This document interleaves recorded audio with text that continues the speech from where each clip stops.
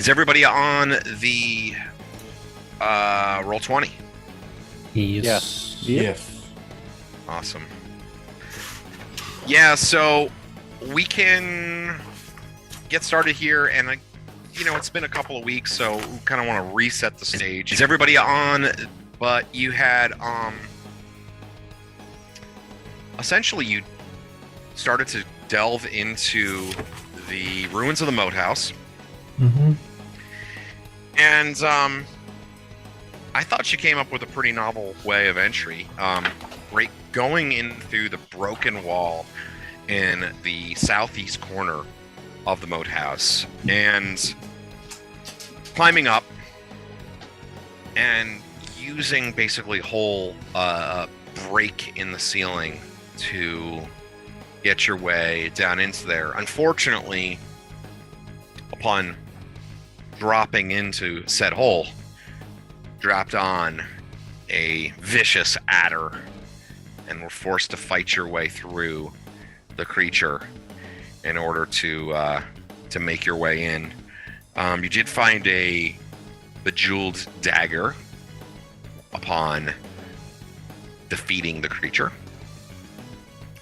And You're bad, and my dog needs to go out. yeah, sure thing. And you kind of ended up doing a little bit of further exploration, although not much. You essentially just kind of looked a little bit down the hallway, kind of explored the whole room. You saw that there were these curtains that were sort of blocking off the interiors of the arrow slit areas, kind of like hiding, not making it so that you wouldn't be able to actually see into the Moathouse from outside through the arrow slits. And these curtains seem to be like somewhat newly hung. Whereas the large room that you fought the adder in, for the most part, in other ways, was like just total ramshackle. There was just kind of like broken furniture, pieces of roof, more pieces of roof now that you've kind of like gone through it. And yeah, that's pretty much it. I think you might have, I don't know if you explored all the way down the hallway, but you were able to see a bit down the hallway,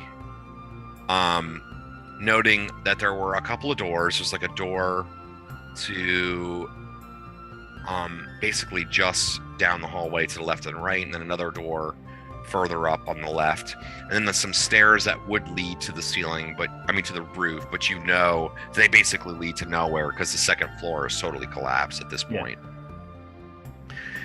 And of course, the group of you are accompanied by 4 other meat shields characters of worthy friendship and good nature. Zert, the wannabe sort of town's guardsman. Spugnois, the sage's apprentice. And then Cobert and Taruko, a pair of traveling mercenaries, a gruff warrior and his monk companion. Cobert being the fighter who says little, and Taruko the monk who says more, both of whom are a bit surly, you might say. And I believe that's where we left off. Elisar Woodfield decided to stay back behind outside of the keep and just keep watch or something. Over the outside. That's Adam's character. Excuse me. So, you're in the room right now. I can't remember. Do you have torches? Somebody had some torches or something, right? You lit some torches, maybe? Yeah, I threw a torch down. I don't know if anybody picked it up. That's right. Ren had thrown a torch. If you guys wouldn't mind renaming yourselves to be your characters as well. I see Tuctrin and Ren have, but the rest of you all. Just so that way our listening audience. I swear I've might done this be- like 3 times.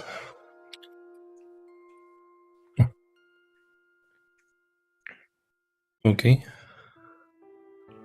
Is it Key? Wasn't it Keegter? I got the name written down in really badly here. Keegter? Keegter? Keegter. He's got scale mail, town guard, confident, shield. What's the Zert. NPC? That's Zert. Yep, that's her. Zert? Oh, Zert. Oh, it's fighter. Oh my god. Oh Zert man, fighter. you gotta stop letting Frank write. You gotta stop letting Frank write in your notebook. Fucking Frank. Right? That's the problem. Fucking guy. Mm. Big shout out, by the way, to our viewers and everything like that. Got some new subscribers. I think like 150 people watched the last episode, which is great. So Oh, wow. Awesome. No pressure. That's Yeah. awesome. don't fuck it up, guys. And now to fuck it up. So it is daytime, and it's a relatively bright day out. I mean, some cloud cover and such, but you can see like motes of light, kind of beams, sort of coming through the holes in the ceiling. So there is some light, but there's also dark, shadowy corners, and you can't really see like everything. But looking down the hallway, which I've illuminated in the map on Roll20, looking down the hallway, you can see that there is a bit of, this kind of like larger room beyond, with some long tables, some chairs strewn about. It's still a total mess, but it looks like to a certain extent, maybe just maybe it's been a little bit more used, I guess you might say, because like stuff is kind of pushed to the side a little bit, and like those tables are there, so it's not like just a total mess. Like that hasn't been, like nobody's been in who knows how long. Yeah. Okay. So, all right. So we're about, we're right by the stairs, I think, where we left off. Are those going up the crumbling stairs going to the second floor? Well, I have you all kind of at the edge of the room. Okay. If you see, I think it's David might have put his icon like right next to that door. I got I you. believe don't you know. marked Do the I even stairs have an because icon? we knew the stairs go nowhere. Yes, that's probably it. How do you even get an icon? I don't even know. Who cares? You have to We're not drag it using from any your of that. character sheet. thing. Okay, cool. It's all good. We're not using them. We're not going to do battle maps when we fight. We're going to do Theater of the Mind. This is just for, I got you. purposes. So these are doors in the hallway right there? They are, yeah. Yep. There's So a 3 doors. Yeah, so basically, a square is 5 feet on the map. So the room is 20 by 40 feet. Did he go out? Did he go Oh, out? sorry, I muted the wrong thing. Did the dog go out? I think that was what we were talking about. Did somebody let the I don't dog know. out? Hopefully. Who? So I'm gonna make your life a nightmare by being like Cobot Zert, you got armor, shields. You want to take lead? Bound to be people with arrows and such. Yeah, someone with actual armor can take the lead Zert this time. says, I'll take the lead. Or says, I'll take the lead. I'm not afraid of this place. And that's yes, Zert, come to the front with me. Does Cobot Alright. say anything? Cobert smirks, shakes his head, pulls out his bow. Oh, okay. He also has a bow. I thought he had a long sword and a shield and like splint mail and shit. Okay. He does, but I think he has a bow as well. Okay. Let me see. Noted. Howard. What was the monk's name? Taruko. No, Taruko. actually, you're right. He doesn't have a bow. He just has a sword. And he has split mail and a shield. He still shakes his head. He says, I gotta protect my man. Stands next to the monk with the quarterstaff. Okay. The monk shrugs. Fair enough. Yep. Somebody does need to watch the back. You know, since I was Zert the first says, one, Zert shakes his head, just like scowls in disgust, and like shakes his head at Covert and Taruko's obvious cowardice. Yep. But Zert, I mean, he starts moving down the hallway. Okay. I guess we want to check these rooms as we make our way down. I think we should clear the rooms before we pass them to make sure nothing comes up from behind us. Yes. Which do you want to open first, says Zert? Is it quiet? We don't hear anything? I guess I should roll the random encounter die to start the game. Yeah. It's quiet other than the creaking of the boards and the sounds of your own voices. Your I think breath. Starting with the first one is going to be the best way to go. Just systematically go it. That way we know there's no one coming from behind. Of course, there's also 9 of you, so there's only like quiet is relative when there's 9 people traipsing through like a crumbling ruin.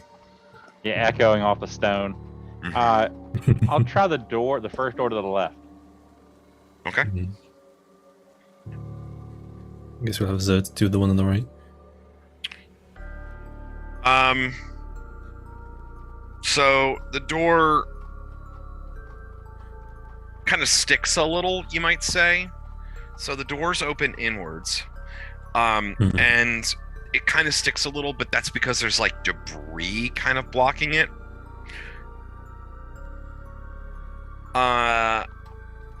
You can just like what little light you can see, it kind of look like it's a total mess with inside. Like you kind of get the door open a couple of inches, you know, so you can sort of start to see, and it looks like there's just a lot of mess in the room. Okay. Yes, what that tells me is we need to open this door all the way, because more than likely whatever was in here when this place crumbled is probably still there. Gonna push the door all the way open. Yeah, I think so. Okay. You push the door all the way open, and it's dark within. Zert is a human, so I'm a dwarf. I'm gonna say he would have a torch out. Probably. So let's see here. He stands next to you. You open the door up. We're able to sort of see within. And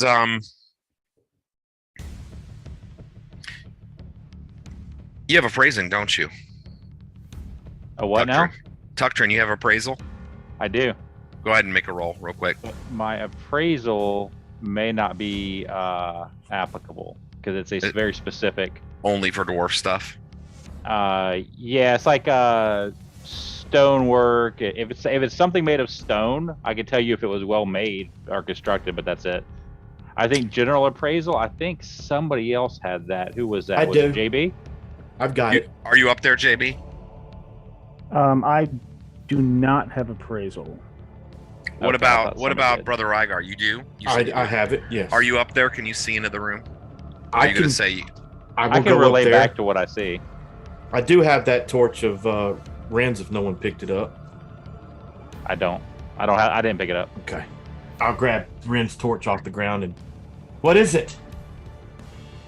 And Well, I'll describe to Brother Rygar what I see. Yeah, go ahead and make a appraisal roll then, Brother Rygar. A 2.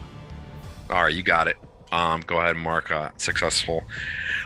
So like this looks like it once was kind of like a bed chamber of sorts for like maybe like a petty official or something, but like, you know, something that would be kind of a nicer bed chamber. Mm-hmm. But it looks like somebody in total madness just hacked to pieces, like the poster bed and the dressers, and like, you know, there's like pieces of like fabric around. You can kind of see like the fabric is like higher quality stuff. Like it's all worthless now, but you could just tell just by looking at it, like it's kind of a shame because it's actually nicer stuff, but it's just totally wrecked. And it doesn't seem like there's anything like obvious without like a thorough search. Well, it's a shame they wasted all this good material. Looked like someone important once slept here. Oh, then we should give it a quick look. Is that a door at the left wall, the western wall? Or a window? Portcullis. Yeah. Well, The like western wall is an arrow, or it's essentially what would be an arrow slit. It's a window, but it's Okay. it's not big enough for anybody to crawl through. I would See, like to take it. I would like to peek through it. Yeah, you can see into the courtyard.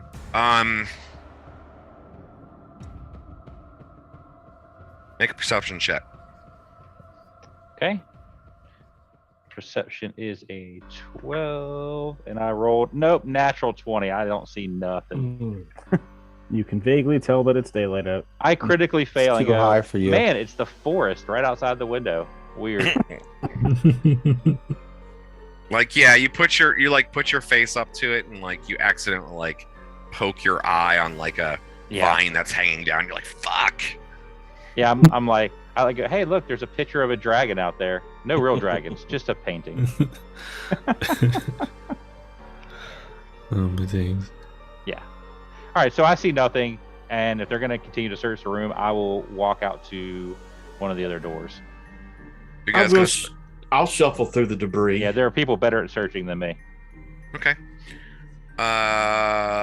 What's your reaction adjustment? What's your chance of finding shit? Do you have any reaction adjustment bonus? Is that on Dex or I believe for finding stuff, is it not? It's no, it doesn't give you any bonus, right? It's just like a D6, and if you're an half elf, it's like you get a little better, and then if you're an elf, you get a little bit better than that, right? Something like that. Yeah, well, that's for finding secret doors or like passageways. If it's just something that's hidden, it's usually written in the module, like with a search, a roll of a 1 on a D6. Well, they'll find whatever. Yeah, you don't find anything. Meanwhile, while you're searching, you got to go to the door across the hall, Doctrine? No, I'm gonna go to the next one up on the left and do one side and then the other side. Where is what's his name? Zert? He's right Zert. there with you. Yep. Yeah, we're gonna go to the next one up. All right, roll a perception check. Another one. Okay. Who's up there with them? Who's up there with Zert and I'm right outside the door where Nick's at. I haven't really declared where I was. I've been trying to avoid any more giant snakes. Oh, I got a 3. Yeah, no more giant snakes. That would be good. That would be wonderful. So I'll follow my man Zert. I'm up behind, but like not all the way up. I'm mostly watching the room and the hallway. Yeah, I'm not in front because I'm unarmored, but I've got my bow out and an arrow in it just in case. All right, so Tuckdrin, you you're moving up to the door, to like the next door up, and you just kind of like glance to your side, and like through the light that is in that other room beyond, you can see like across this large room, basically this like what you might like the great hall, the great like audience chamber, Right. which you can't see much of. There's just like light motes and a little bit of light coming in from the open front door, kind of like giving enough light, but you can see there's a door, and the door's open. That door, which is here, is open, and there's a man standing there He's watching us. He's got studded leather on a halberd, kind of like leaning up against his shoulder, and he's like, he's like smoking some sort of like rolled tobacco. He's like lighting it up. He doesn't seem to notice you. He's like sitting there and he's like smoking. He's like, kind of like smoking, just looking really bored. I gotcha. Okay, so what I want to do is try to. I'm gonna put him out to Zert and give him the quiet sign and just like, kind of like, all right, we need to go. Let's go backwards here a little bit. Let's let everybody know what we see. All right, Zert says, you point him out to Zert. Zert says,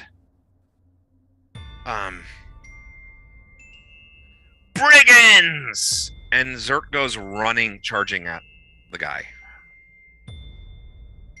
Okay. I just, I kind of look back and go, Zert is about to get killed by brigands. All right. Have you moved far enough? Okay, so you're also up there, JB. Did you make your perception check? Or did you even try to make one? I didn't even try to make one, but yeah, I probably Go should. ahead, since you said you were up there. 2. Made it. Okay, so you saw this as well. Are you backing up, or are you staying and to be able to see what's happening with Zert? I want to be able to see what's happening with Zert. Okay. Yeah, so I'm going to follow Zert and say, Zert, you fool.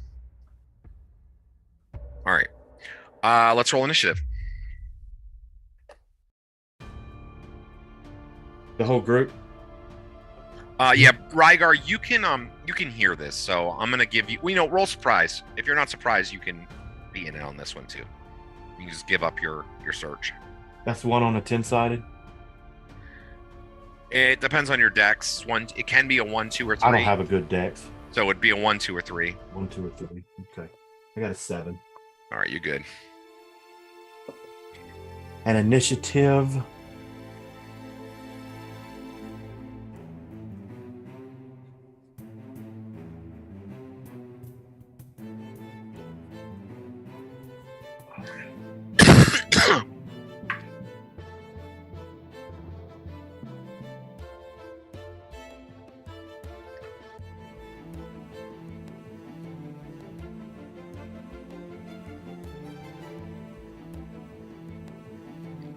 All right, Tucktrin's at a 7. Brother Rygar is at a 5. Grash, I see you got an action already declared. That's at an 11. What else? What about JB and Ren? Well, I rolled a 5. Let me get my speed adjustment because I'm clearly going to fire some arrows. Speed is 7, so that's a 12. 14. I'll be using my Morning Star, so that's a 12. Actually.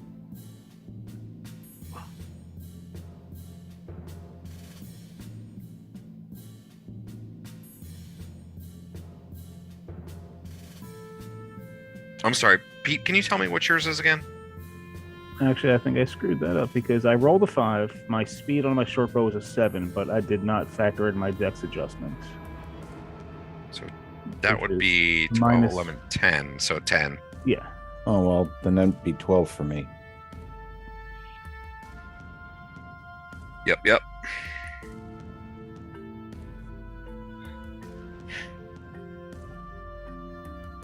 And Tucktrin, you're 7, and that includes your speed factor and all that? That's just a straight up 7 for following, and if combat ensues, because I mean I don't know, maybe they start dancing. Yeah. I have no idea. If combat ensues, then that will increase by my weapon speed, obviously, because I have my axes out, and those are a speed of 7, so it'll be 14. All right, so I'll just put 7/14 in there. You can hear the guy yell, "Shit!" On the other side, who Zert's like running at, and he runs into the room. He doesn't shut the door. You're not really sure, maybe the door's broken or whatever. He doesn't shut the door. He goes running in. Like because his initiative is actually the fastest. So he goes first, and he kind of moves. He moves into the door. Zert's running right after him. I'll open the room a little bit. He gets, let's see here, 5, 10, 15, 20, 25, 30, 35, 40, 45, 50. I'll give you 10 feet, 60 feet vision. Let's see here.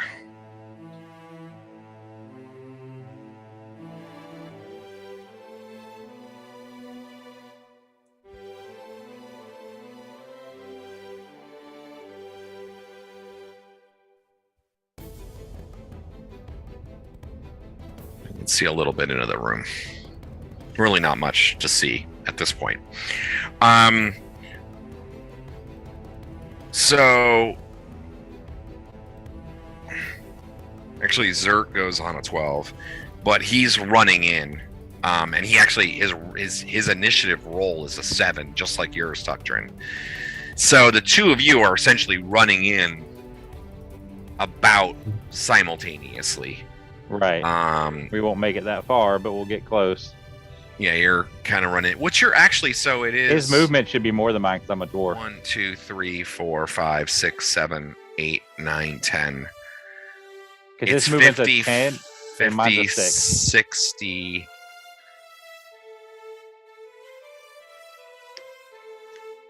So he can just make it to the door, right? Because it's 12 squares technically, which is 60 feet.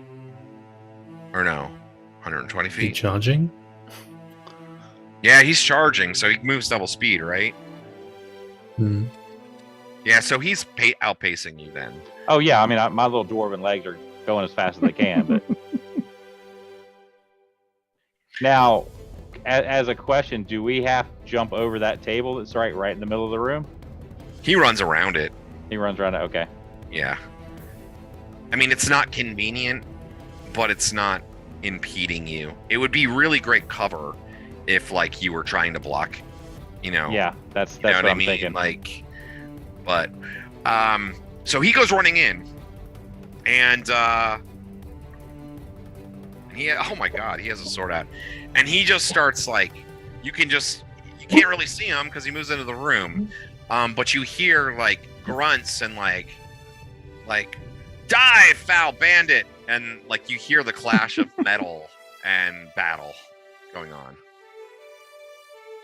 Amazing. Yeah. I think Zert needs to borrow my barbarian's handbook. I know. I didn't. You know, that's one of the things is you guys are kind of better than everybody you meet in this game because you're AD&D second edition characters with kits and stuff. But that sort of balances it out a little bit to me because. Yeah, because we're about 8 people short for this campaign. Yeah, I know, right? Because like old school D&D, right? All right, so yeah, he goes rushing in, and you can hear him fighting. JB, you're technically Dom, Tuctrin, you're technically next at running.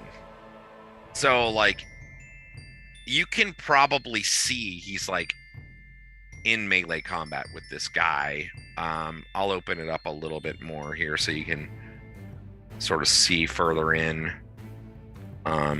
Now, just that room in general, when I run into it, do I see any more of just the room in general? Are you running into? Are you going all the way into the room?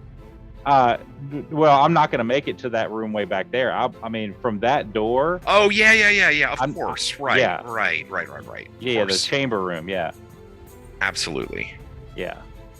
Because I'm going to be probably somewhere towards the middle of that room, I would assume. I have a movement of 6. So. Yeah, absolutely. Yeah, so I'm not going to make it that far. I love dwarves. Yep.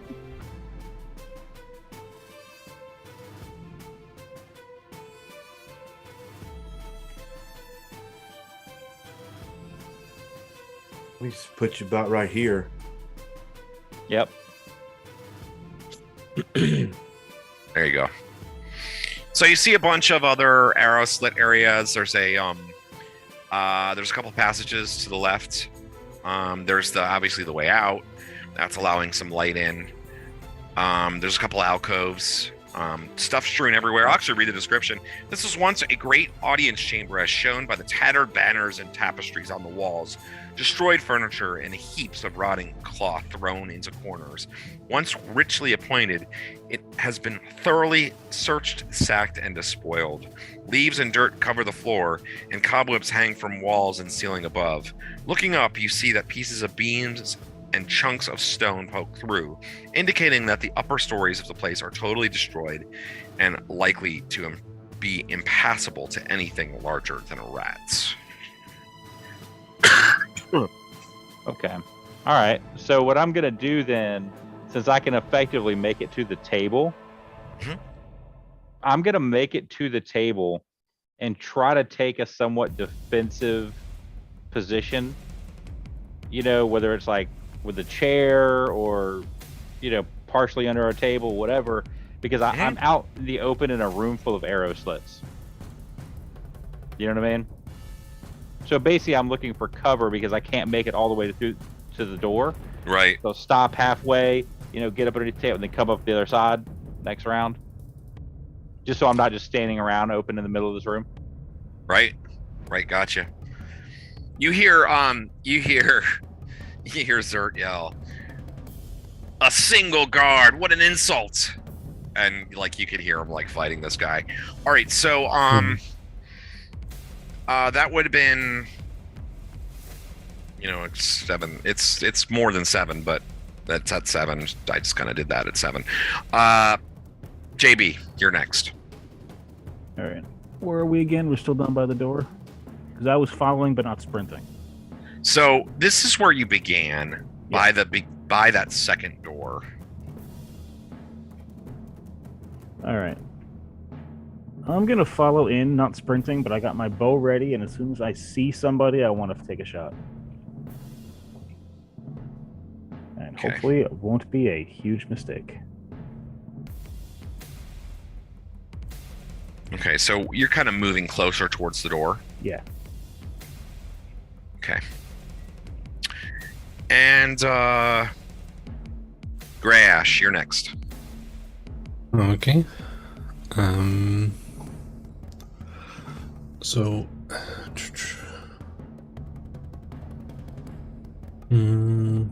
I think I'm gonna. Yeah, can I move? So I just want to move up to the tables, I think. And have you? Tuctron's up by these tables as well, right? Mm-hmm. Can I flip one so it's like vertical? Yeah, if you're not going to do anything else, that's fine. Yeah, because I rolled in with the sling, but there's nowhere I can see them, so I'm just... Right. Yeah. Didn't check for flipping this table, or is it just flipped? No, you can just flip it. Okay. I mean, unless you have, like, penalty strength. No, it's 8 strength. You're not very strong, but I'll just say you really put your shoulder into it.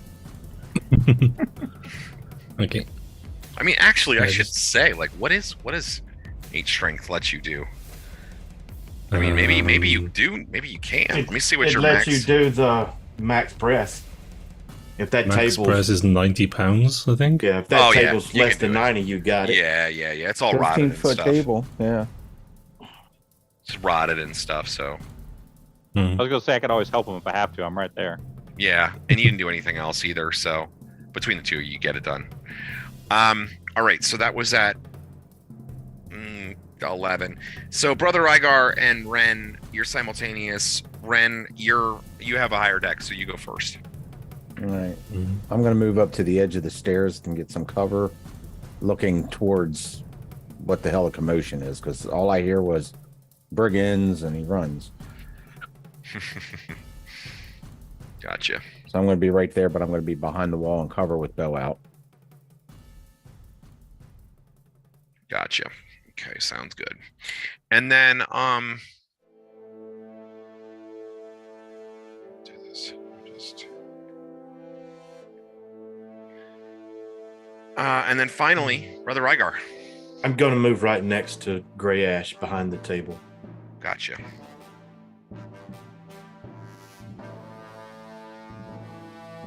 One man's running, all three of us are just peering over the table watching him.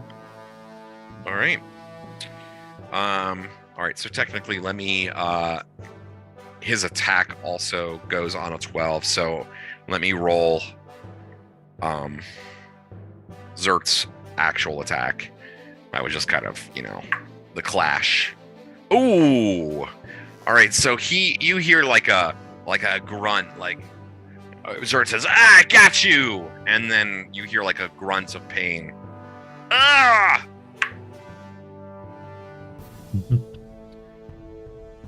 And then, like, you hear, like, this gasping sound. And Zert says, "Ha ha ha ha ha!"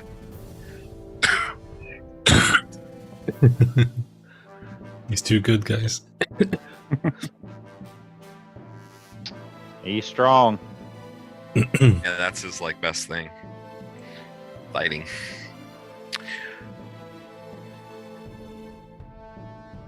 All right, well. So that ends that round.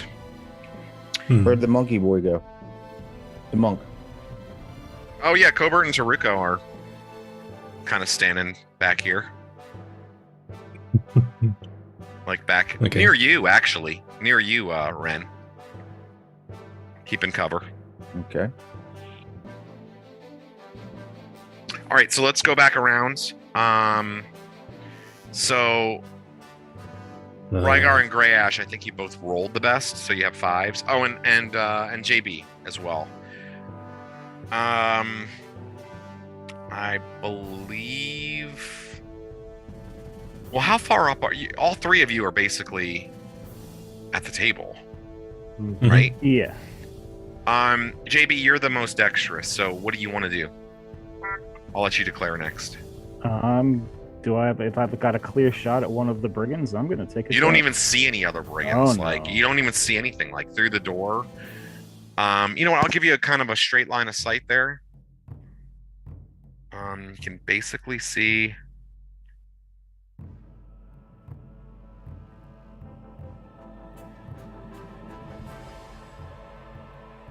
I'll just kind of reveal that there's obviously like a.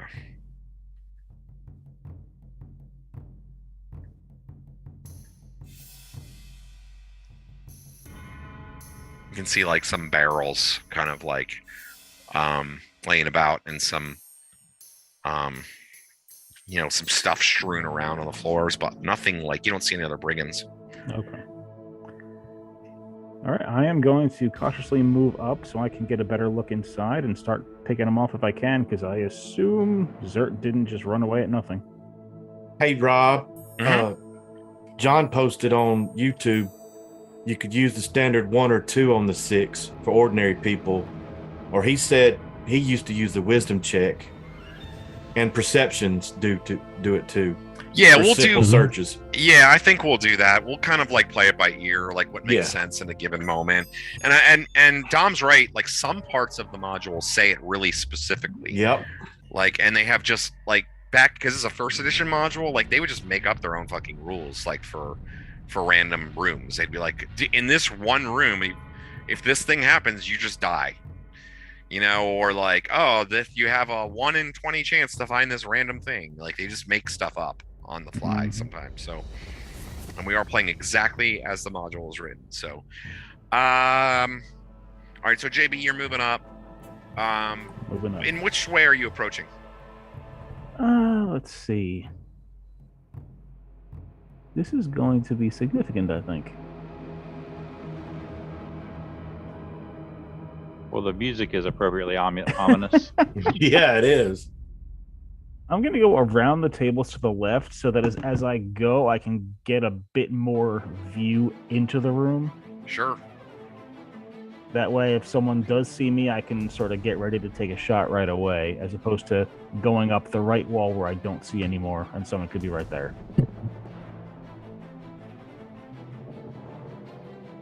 With this music, I'm not sure if I made the right choice or the wrong choice.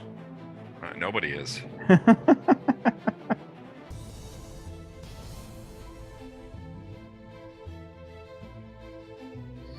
All right, so you can see like now as you kind of get closer up, you can see he's like Zert is like basically standing like in this middle area, and he's just like standing over a body, kind of like taunt, like poking at it with a sword.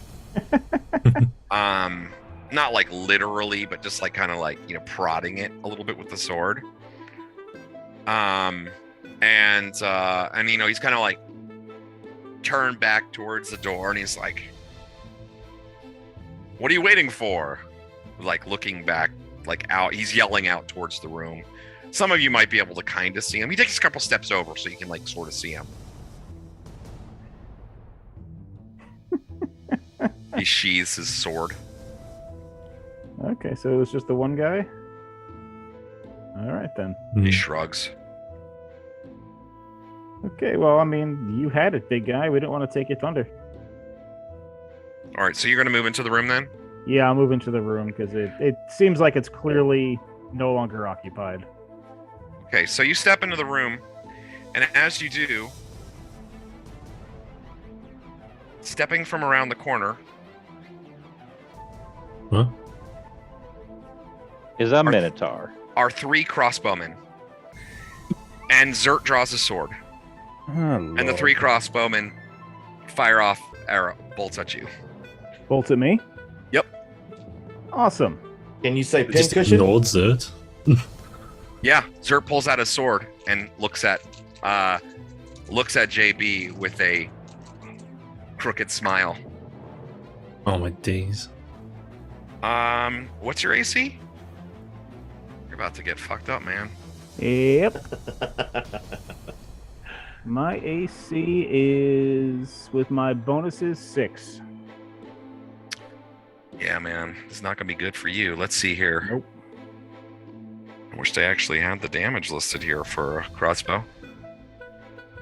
Should be a D8, isn't it? 1d8, isn't it? I think so, right? Mm.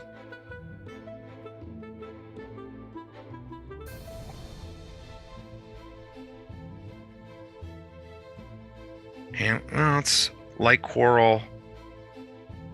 It's a D4. Heavy coral is a D4 plus 1, according to the player's handbook. Oh, wow.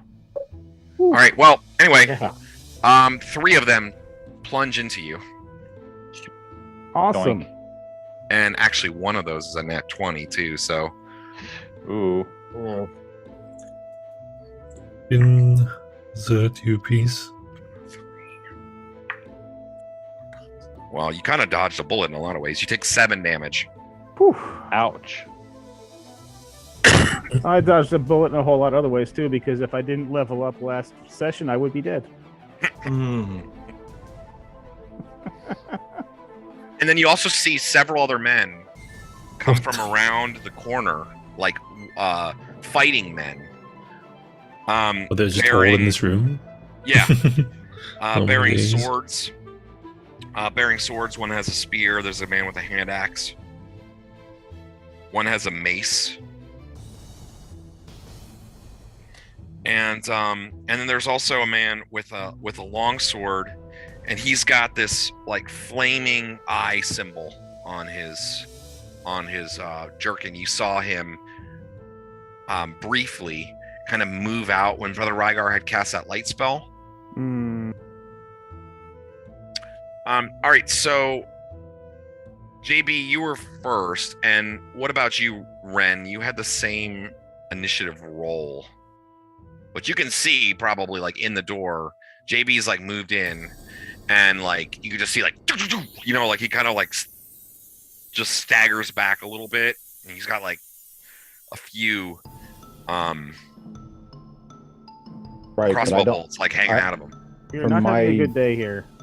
or trajectory, I can't see anybody else besides that he fell over, or he's getting hot.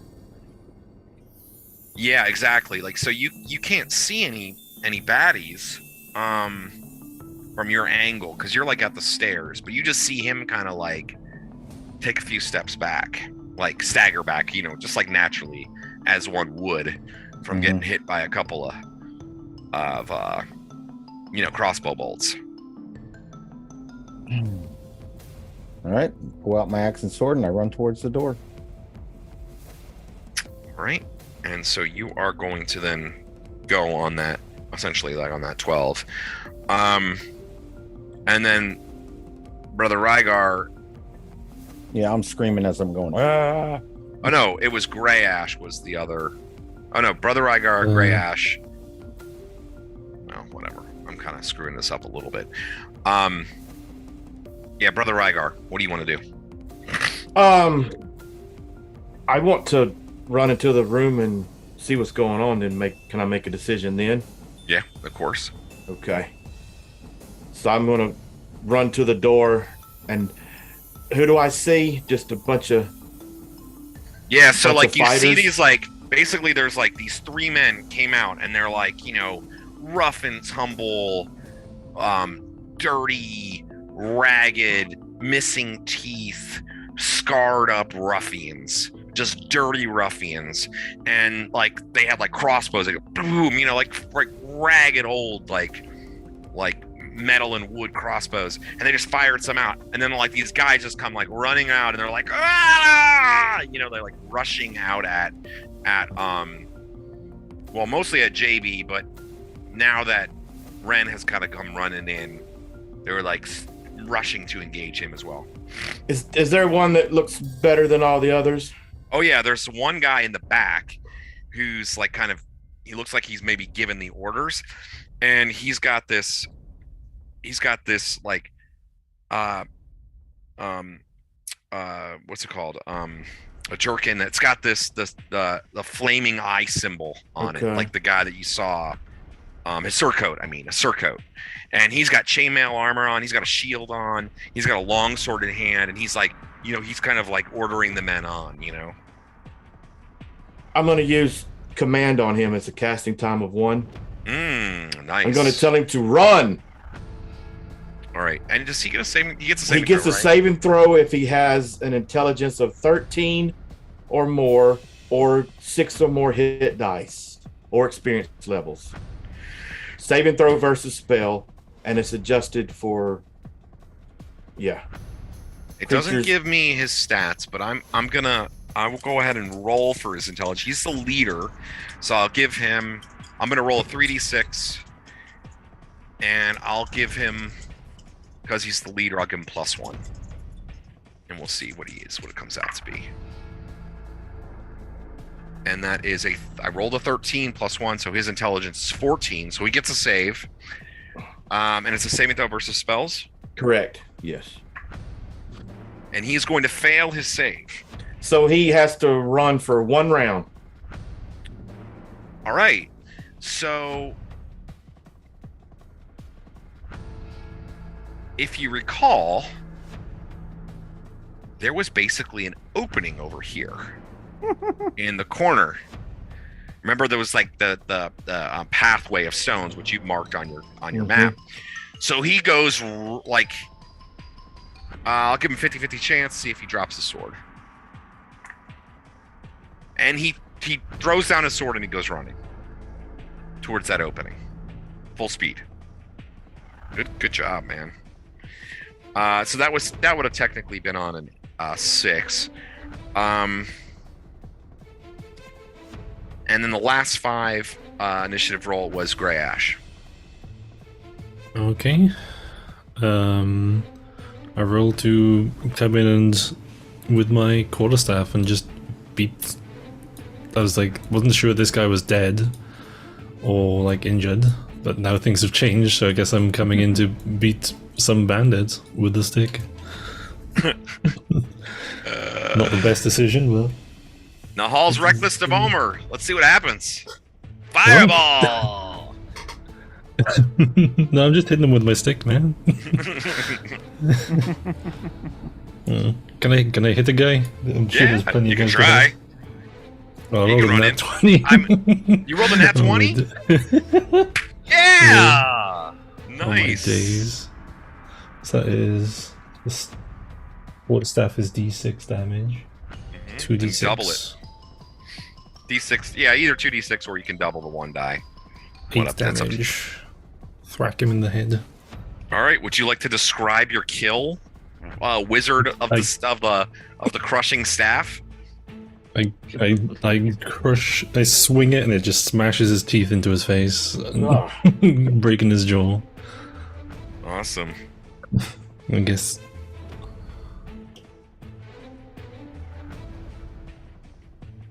Well, he had padded armor and a shield, and he was carrying a sword, and you just like smash him. He just spins in a circle and a bit of a death pirouette and falls to the ground, crumpled to the ground.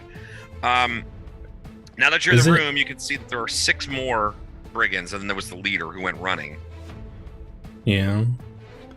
Is it obvious that Zert is being a cunt or not? Yeah, he's got his sword in hand. He's like standing like right there. He's like looking at JB, and he's about to say something to JB too. Actually, in a minute.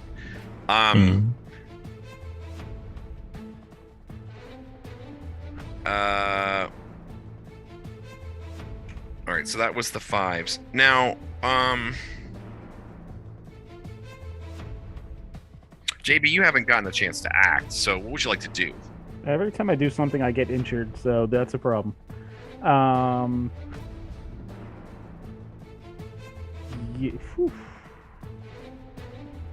Do I have enough wits about me to fire an arrow at Zert?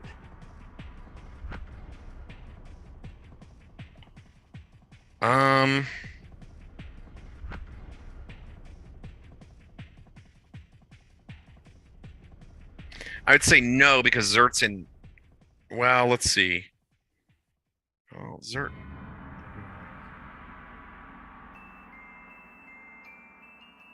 I'm gonna say Zert's in melee combat with you. I'll say he walked up. I'm gonna say he walked up to you, because you were like talking to Zert. Yeah. And I'm gonna say Zert walked up to you. Like he just ran right up to you as you were getting fired at. So you're in. I'm gonna say you're in melee with him, or he's gonna be in. He's about to chop you with his sword, and you're like in melee range with him essentially. Okay. Well, I got 2 daggers and nothing left to lose. I love that. You got 2 daggers and nothing left to lose. JB. All right. Written on his tombstone, maybe. Very likely. Then if it's not on my tombstone, I'm gonna come back and haunt y'all. I'll turn you. Thanks. All right. Gotta remind me, what do I do with these daggers? All right. Pink dice, don't fail me now. 19. Well, that's going to hit him. He's got scale mail and a shield, so that's her. If you have 2 daggers, you can use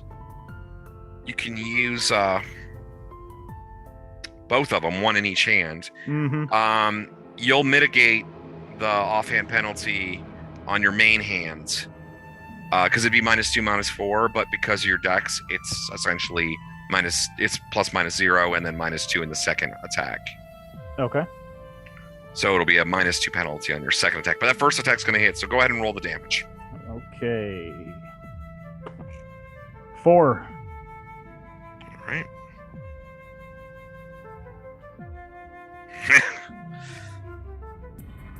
He says, "We'll see who looks like the fool at the end of this one." JB, he spits. You want to make your second attack? Yes. Yes, 1,000 times. And this was -2? Yep. All right. That was a 16, so that would be a 14. I don't know if that hits or not. 14. Your Thaco was 20. That's AC 6, and his AC is 4. Not gonna do it. All right. Yeah, so it bounces off. He knocks it away with his shield. He knocks away the blade with his shield. Tuctrin and Ren both still have actions. What are you doing, Tuctrin? Are you using your axes? Well, okay, so I am in the middle of the room. I have to run into that room. I haven't been able to run into the room yet. True enough. So, can I get into the room and be close enough to someone to actually hit them? Because I think they're fighting around the corner, so I don't want to cheese it. So, oh yeah, you could charge. Could I charge and still attack? You have to. I mean, if you charge, you have to attack. Like, you cannot charge without an attack. Oh, that works out perfectly then. Yeah. Sure. Oh, you're +2 on your charge attack as well. Which is your first attack when you attack. So if you have 2 weapons, you only get it for the first one. Okay. But the I think you get a -2 penalty to your AC as well. Sure. So yeah, you could run in and attack one of the brigands that's like running in as well. Yeah, whatever the first one that's in front of me, I'm just gonna charge right into him and just try to cut through him. Yeah, basically, like in the center of the room, Zert and JB are like toe to toe, Right. and then there's kind of like a second layer, which is actually moved past JB and Zert. That is Brother Rygar, Ren, Gray Ash, and now you. So, like so when I run in through the door, what's the first person I see? Is it JB and Zert fighting? No, the first you'd probably see would be like these brigands that are like running out to just overwhelm your companions. Okay, so whatever the first one, whatever's the closest one. It seems like Zert has some personal issue with JB. Okay. Which is I will reveal to you all right now was when out loud in character, Pete said as JB, Zert is way too dumb to be a villain. Oh, all right. Well, we'll deal with that when we get there. I was like, oh, that's so classic. So my first roll hits AC 3. Oh yeah, that's gonna be good enough. Okay. None of these guys have. The rest of these are like either leather, and there's one guy that has leather and a shield, and there's one guy that has studded leather. Okay, so I'm gonna actually say you're fighting the guy with studded leather. Okay, that works. So 10 damage. All right, well he's dead. And if there's somebody else close by, I'll take my second attack if somebody else is within range.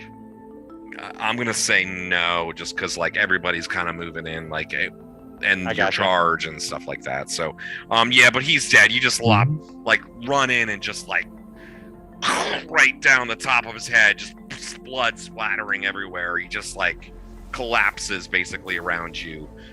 Just a bloody mess. Move and attack, or is that not a thing? What's that? Well, I charged to hit the first guy, so I think I've used all my movement. Oh, okay. Yeah, and I believe in first and second edition, I think it is. I don't think you move, attack, move. I think that's a third edition thing. Yeah, I think it's a third edition thing. Yeah, I'm cool with it. I just run in, I cut him down, and I can't make my second attack, so I just brandish, and I'm like, for the glory of Clangeddon. Yes. All right.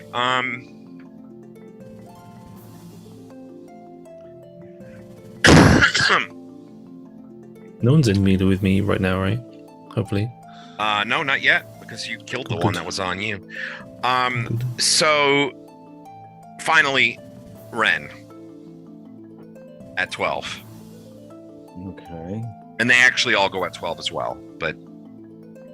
All right, I'm in the room. Did I see JB stab Zerk or not? You did, but there's sort of this like wall of brigands between. There still are 1, 2, 3, 4. There's still 5 brigands. Okay.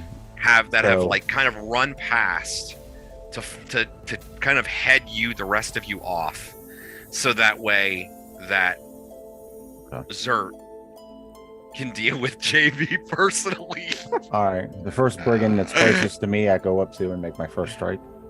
All right. He's got leather and a shield. He's got a spear, in hand. Okay. I missed the first one. A vicious scowl, a scar in his eye. You missed the first attack. Go ahead and make the second one. I missed that one too. All right, yeah, he knocks it away with his shield and kind of gives you a, he kind of like, you can just smell his like stinky, rotten teeth breath, like as he's up in your face, getting ready to stab you with his spear. All right, so now it's their turn. So,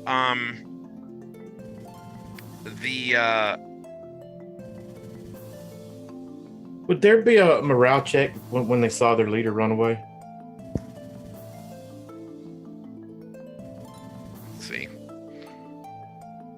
I don't think just that, but because they've gotten several kills, as well. I'll do a morale check.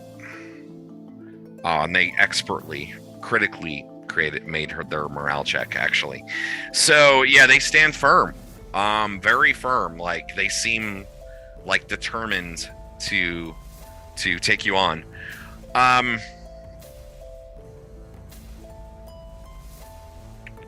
Let's see here. All right, so JB, Zert looks at you and he says, "You've mocked me from the moment we've met. We'll see who's the one laughing last." He's not wrong. And he comes he comes lunging at you with his long sword. And that is going to hit you. Oh, shit. Avenge me. For 5 Minimum points damage. of damage. Boy. That puts me to -1. Ooh, you are unconscious. Mm-hmm. Yeah, he like stabs you through and pulls the blade out, and you all can see like JB crumbles to the ground. Let's see here, and then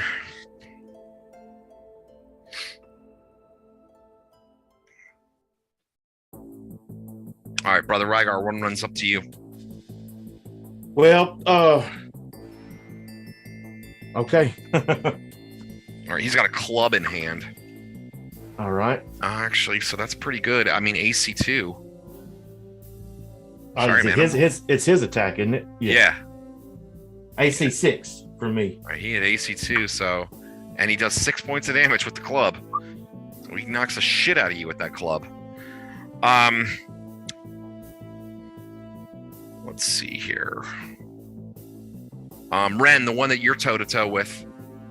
Oh my god, dude, I'm rolling way too good. With his spear, he seems to expertly move through your armor and stab you with his spear. Another nat 20 for me on this. And that's 10 points of damage. Ouch. Yeah, fucking Alright. A, man. No doubt, right?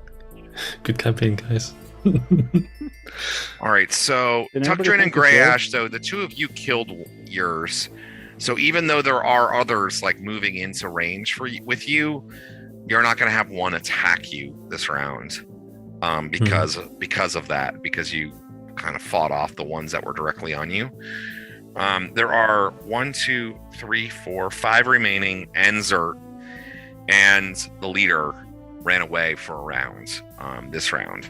So we're back around initiatives unless anybody has no, you Tuckdrin, you get your second attack this round, right? Well, I got 2 the first round. I get 3 this round. Right. Well, yeah, 2 hand, 1 each hand, and then the third one, right. Yeah. But I mean, like you're at the end of the round, extra attack is what I mean. Yeah, you said there wasn't anybody close enough for me to hit, though. Yeah. All right. That's right. Yep. Okay. So, Mhm. Is it not now that the enemies have moved? well, now there will be. Now we can. If there'll be more to fight. There are still 5 brigands and Zert. Okay.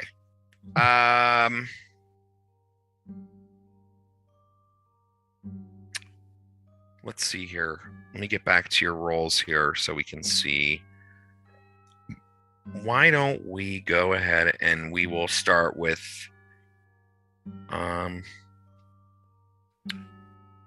we'll go the opposite way this time. And Grey Ash. Well, no, you were first last time, actually. Let's do Brother Rygar first. What do you want to do? Declaring actions.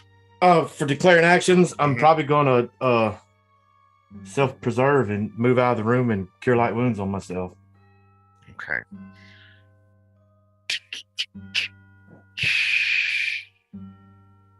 That'd be And you have one on you, right? yeah. So I'm going to do a tactical retreat with a Thaco of 10 and then to my max move and then heal myself. Tuck and roll, tuck and roll. Yeah, I forget how Isn't- that works exactly. Disengage is an action. Yeah, it's a whole full action. Is it a full action? disengage to not get an attack of opportunity. It's a full action. I mean, I know in 5th edition it is. 2nd edition, I don't ever think there were rules for that. I don't think unless there really you use were combat either. and tactics. I think without combat and tactics, I don't remember there being rules for that, but there might be in the DMG. I don't. You guys want to like come up with what do we want? How do we want to play it then? I'm up for discussing this. Like, how do we want to play it? Because I've done it so many different ways over the years, you know. Like you're in melee. There's a guy in melee combat with you, so like trying to move away and cast a spell, it's not easy. There should be some potential consequence to that, right? Like for sure. But like what? And whatever we decide, of course, the enemies will have the same. Right. Well, exactly the same thing. You can either incorporate 5th edition's version, where it's a full action, and they don't get an attack on you. You could do something where you have to sacrifice half of your movement, and you get like an initiative penalty. Like, so whatever you're trying to do, like let's say cast a spell with a casting time of 4, it may be 8 to your initiative and half your movement. I mean, there's a lot of different ways you can do it. Weird thing about attack of opportunity is that attack of opportunity only works if the enemy has an attack to use. It's not like in 2nd edition you don't get a bonus attack, and you don't get reaction attacks and all that. Yeah, exactly. So technically speaking, it wouldn't really be any worse or better because he's in melee with a guy who's going to attack him. So like the attack of opportunity or not is really irrelevant in this particular case. Right. It's more just like it would happen instantaneously rather than like on their initiative roll.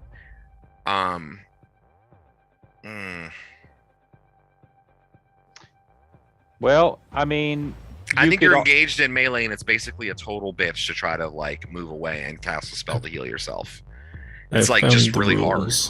What's that? Okay, go ahead. What does it say? To get out of combat, characters must make careful withdrawal or they can flee. Withdrawal, a character carefully backs away from his opponent who can choose to follow. The character moves up to 1/3 his normal movement rate. If 2 characters are fighting a single opponent, one of them decides to withdraw, the remaining character can block the advance of the opponent. Or you can flee, where you just turn and run your full rate, however fleeing drops the defense and turns the back on the opponent, which gets a free attack.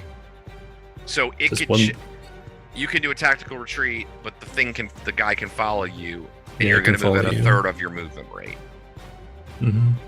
Okay, so yeah, full movement, they get to hit you. 3rd movement, they don't get to hit you unless they follow you and on their attack. Okay. And I don't get to cast a spell, so there's no point. Well, on the 3rd movement, you'd be able to. I'd allow it. Yeah, it doesn't say it's an action. I mean, technically speaking, I think in 2nd edition, for the most part, if you cast a spell, you can't even move. Yeah, but I kind of let people move and cast spells. I just think it's stupid. You can't move at all. Well, Cure Light Wounds is verbal and somatic. It's your holy symbol, and you say heal, pretty much. I know, but like it's not about like the actual technical aspect of an individual spell. It's more like the overall encompassing rules. And I just feel like you should be able to move some, no matter what you're doing. Basically, well, I tell you what, I will just cast light in the dude's eye. That's a good spell. That's a good way to do it. So casting time 4, that puts me at a 9 from my initiative. Gotcha. And he gets a save and throw versus spell. Okay, cool. That'll be on a 9. And declaring actions.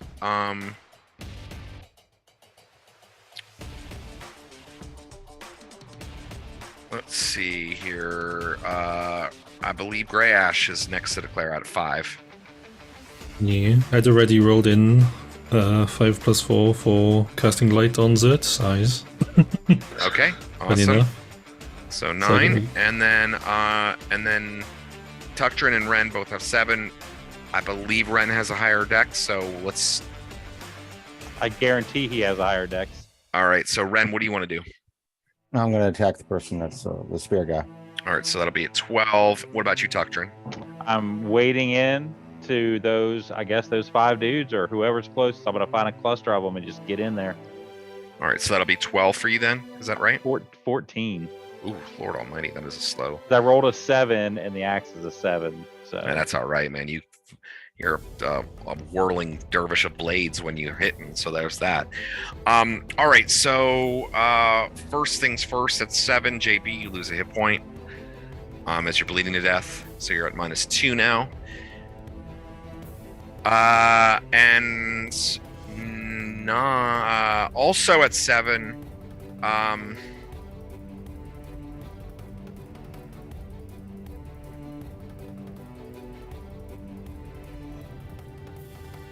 well, let's see here.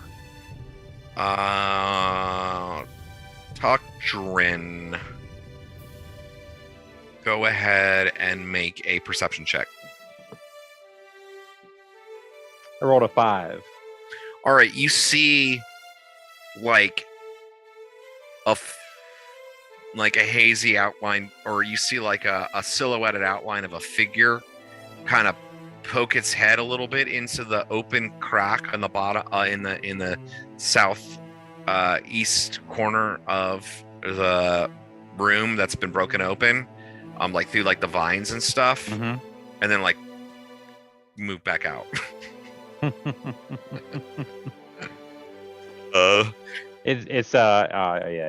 Yeah, like, I mean, you can draw your own conclusions. You can't really see him. He's in the dark, and you're kind of in a lighted area. It's like Spooge Noir over there. Yeah, it's like it's stealing all the shit. No, you figure it's probably the leader guy who had run away last round. He's waiting to see what happens. He came back in and was like, I don't think so. And then, like, went right back out. So Legit. That was at 7. So you're kind of like waiting in and you can sort of see that. All right, so 9 simultaneous, Brother Rygar and Grey Ash. You guys can both do light. So, Brother Rygar, you're casting light on the guy who's on you, right? The guy who's trying to cast the spell on you. He gets a save. Ooh, I think he's gonna make that. That is a 16. Fuck. I mean, he's still a level 1 fighter character, though. He might not make that.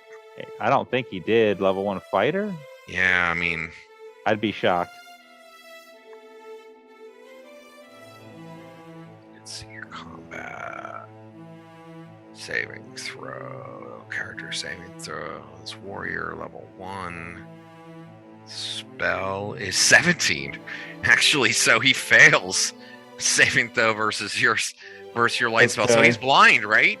A light spell centered on the visual organs reduces its attack and saving throws by 4 and worsens his armor class by 4. Oh my god. Yeah. And it's for one round. It's for round. It's for 1 hour plus 1 turn per level. Fuck. He's fucked then. He's light totally spell fucked. is so amazing.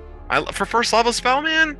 I mean, that's pretty good. You know what I mean? And think about it. If you use that even on a higher level opponent, they have -4 all to their saving throws. So you then cast a better spell, or somebody else casts a better spell. Yeah. And then The -4 to saving throws is brutal, man, for a first level spell. And I can cast this 3 times a day. Yep, I know. It's like your specialty thing. Yeah. All right, so he's -4 then, AC and to hit you. Go ahead, Grey Ash, because you're trying to get Zert with the light as well. Yeah. come on, Grey Ash. Well, I got rolled Wild Search first. Oh, right. Ooh, Wild Search, yeah. 7, no effect, sadly. Damn. I just cast Light in his eyes. All right, well, it also is effective. So Zert's like, ah! Let's go. I can't see.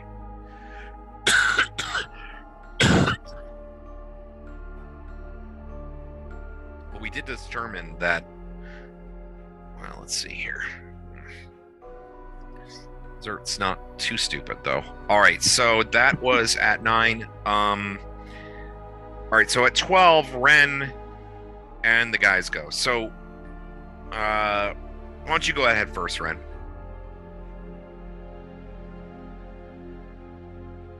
$18 with the axe. Oh, that's gonna do good. This is the spear wielder. 1 damage. Oh man. No damage adjustment? No. Damn, I was rooting for you, man. All right, he comes back with his spear, and I think he's gonna hit you, man. That's AC 4. Do I get my sword attack? Oh yeah, go ahead. Yeah. All right, 17. All right. It's And technically simultaneous. So, how much damage? 7 points of damage. All right, so you're gonna Nice. kill him, but his attack is simultaneous. So, Mhm. Yeah. so he does hit you with a spear for 2 points of damage. 0 down. Oh, Ah, so you fall as you like impale him on your sword, and like he stabs you with his spear, and you both fall. Yours at 0 though, so you're not bleeding to death. You just fall unconscious. Mhm. Only the cool kids are bleeding to death. Can I move? No. No, you're unconscious. It's okay. no con save. I don't think that's the thing in this, man. We're playing No. rules as written, as best we can. As best we can. I'm rooting for you guys, though. This whole Zert plot twist is pretty fucked up. I There's love a What are you gonna do? system shock. I forgot what system Yeah. shock does. But that's for like resurrection, isn't it? Yeah, and that's when no, like you got really resurrection survival. system yeah. shock is like if you take more than 50 points of damage, like yes. you can die. Oh, There's yeah, certain other that's things right. that like That's right. system shock comes into play on. When you age, like if you get aged by a ghost, you Yep. can die. Certain things. You never basically ever want to have to roll system shock. No. So that was a 12. They're at 12 as well.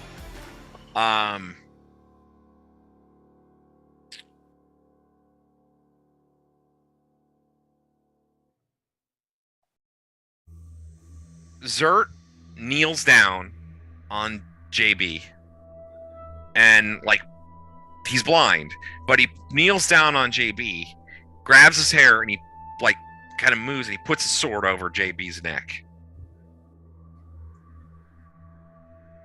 and he says, "Everybody stop, or JB's dead."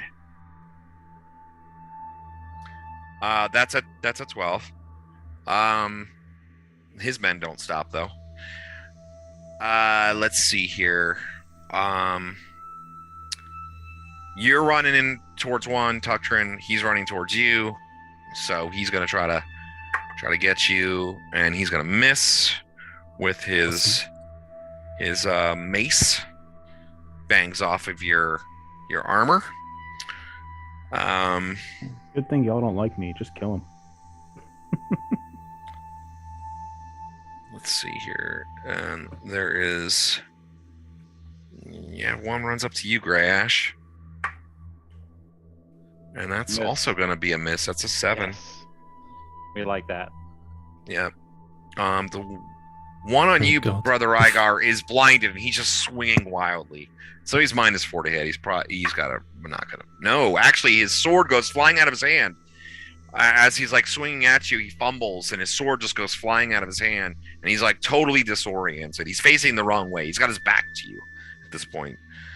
And I got one more guy. So there's a fifth. There's a fifth guy.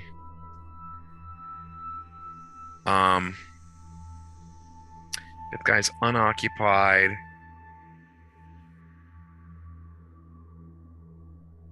Where's the rest of our group, by the way? Oh, they're about to play a major role right Okay. now. Yeah, something's about to happen. In stabbing us in the back, hoping. Imagine.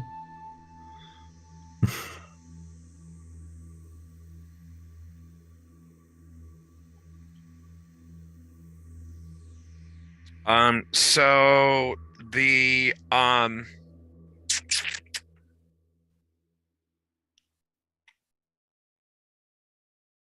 remaining one picks up a crossbow and starts loading it. Oh, okay.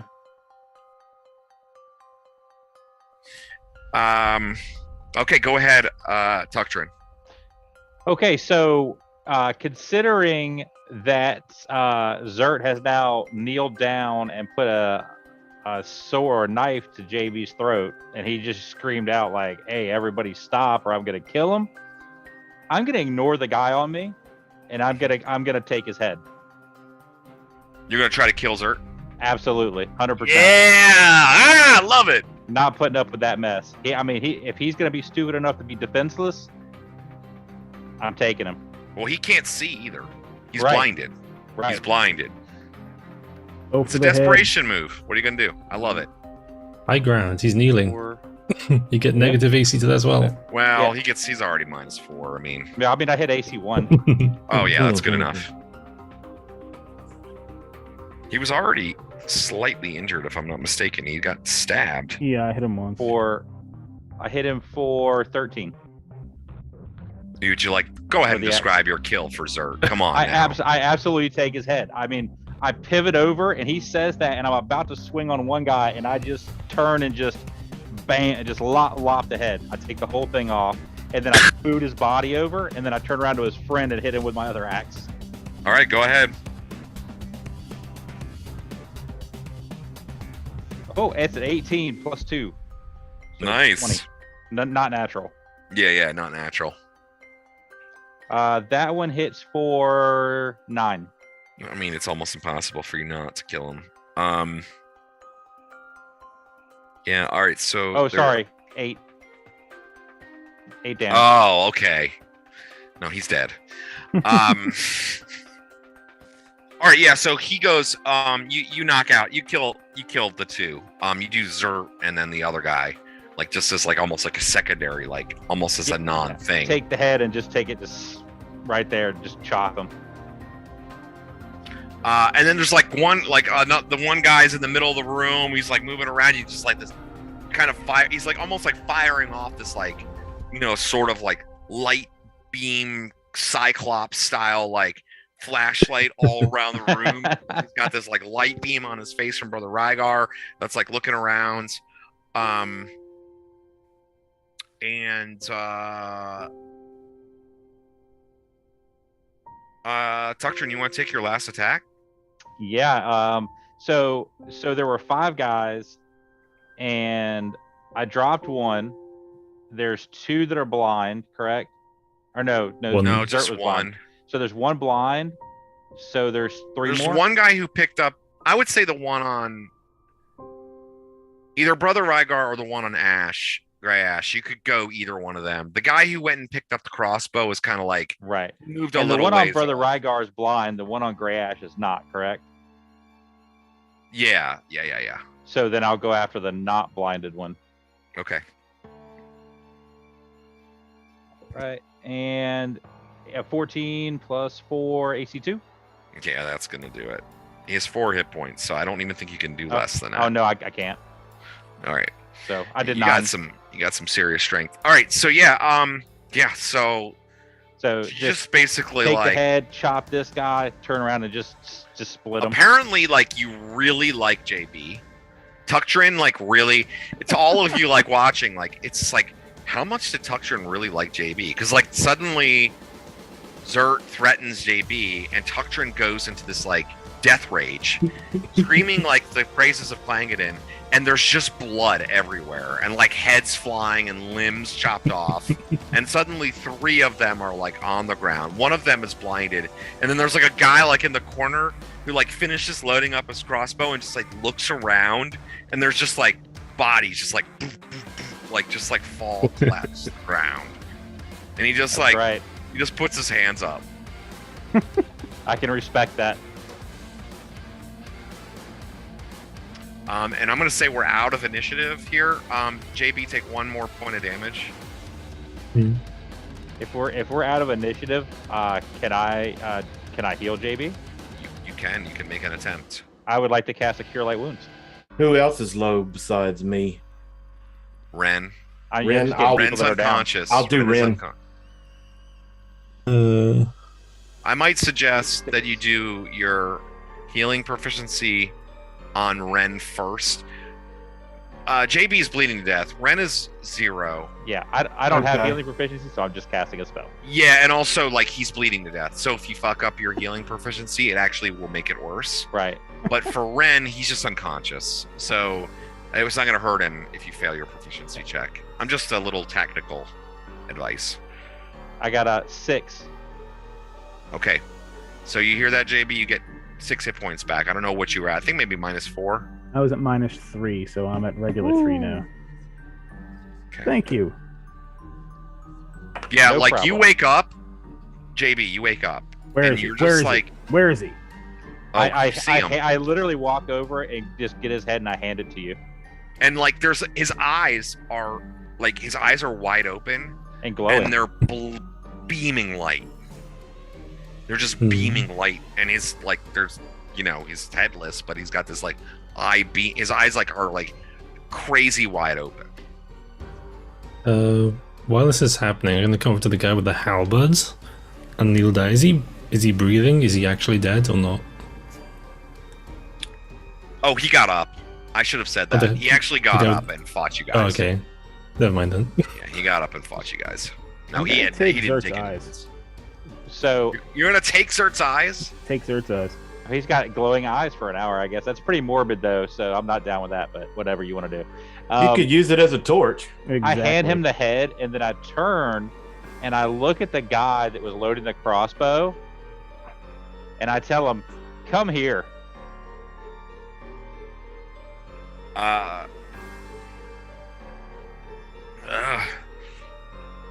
He kind of takes a couple of nervous steps towards you.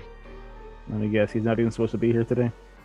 Yeah, I'll actually stow my axes and tell him to approach. I'm gonna show like no fear to this guy at all. I don't even care if he has the crossbow. No, he put the crossbow.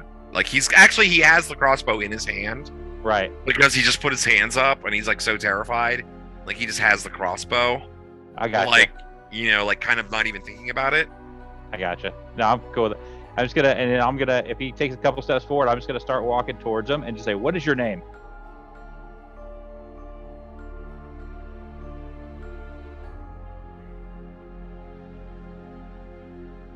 My name is Mela.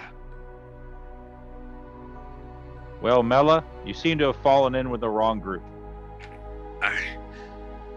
They gave me food and money, something I wasn't getting.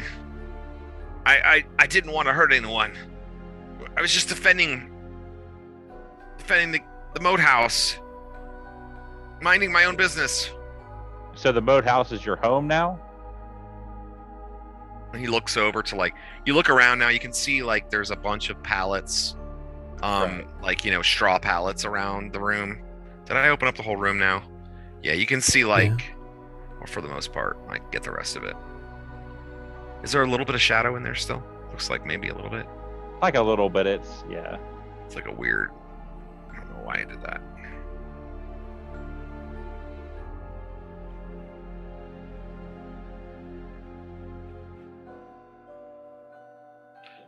And he points over to he kind of motion. He doesn't even point.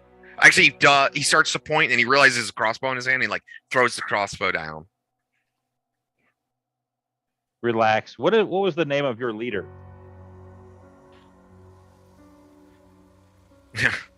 Ironically, Rhaegar.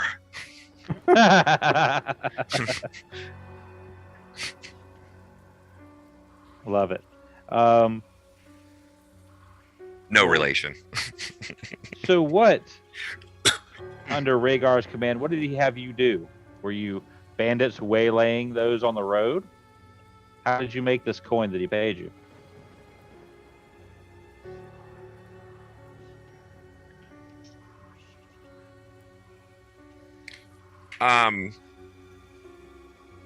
He said, yeah, we would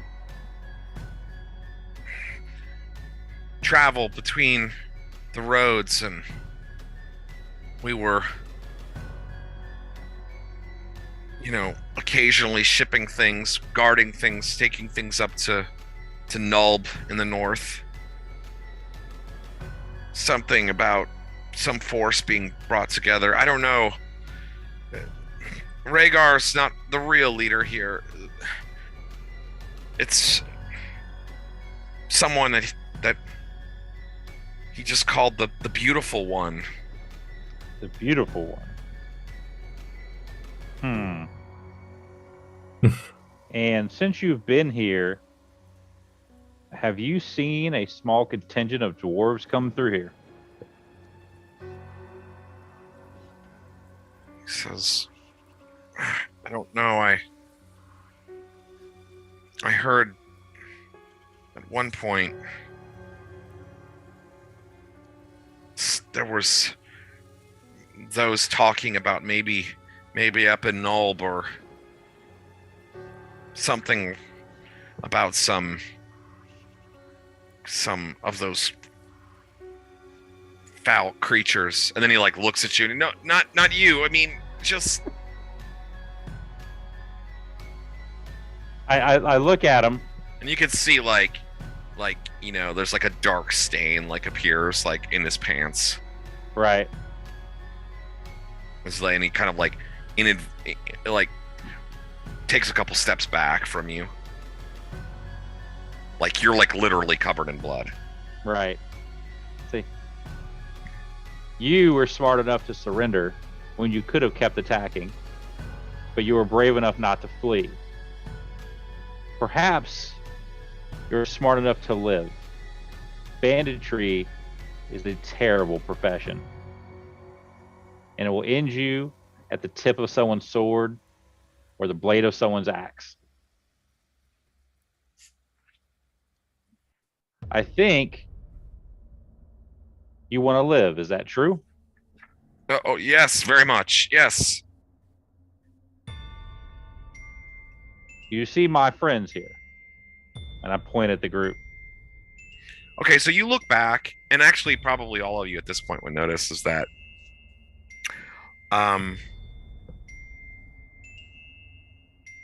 you don't see Monk boy. Cobert or Taruko.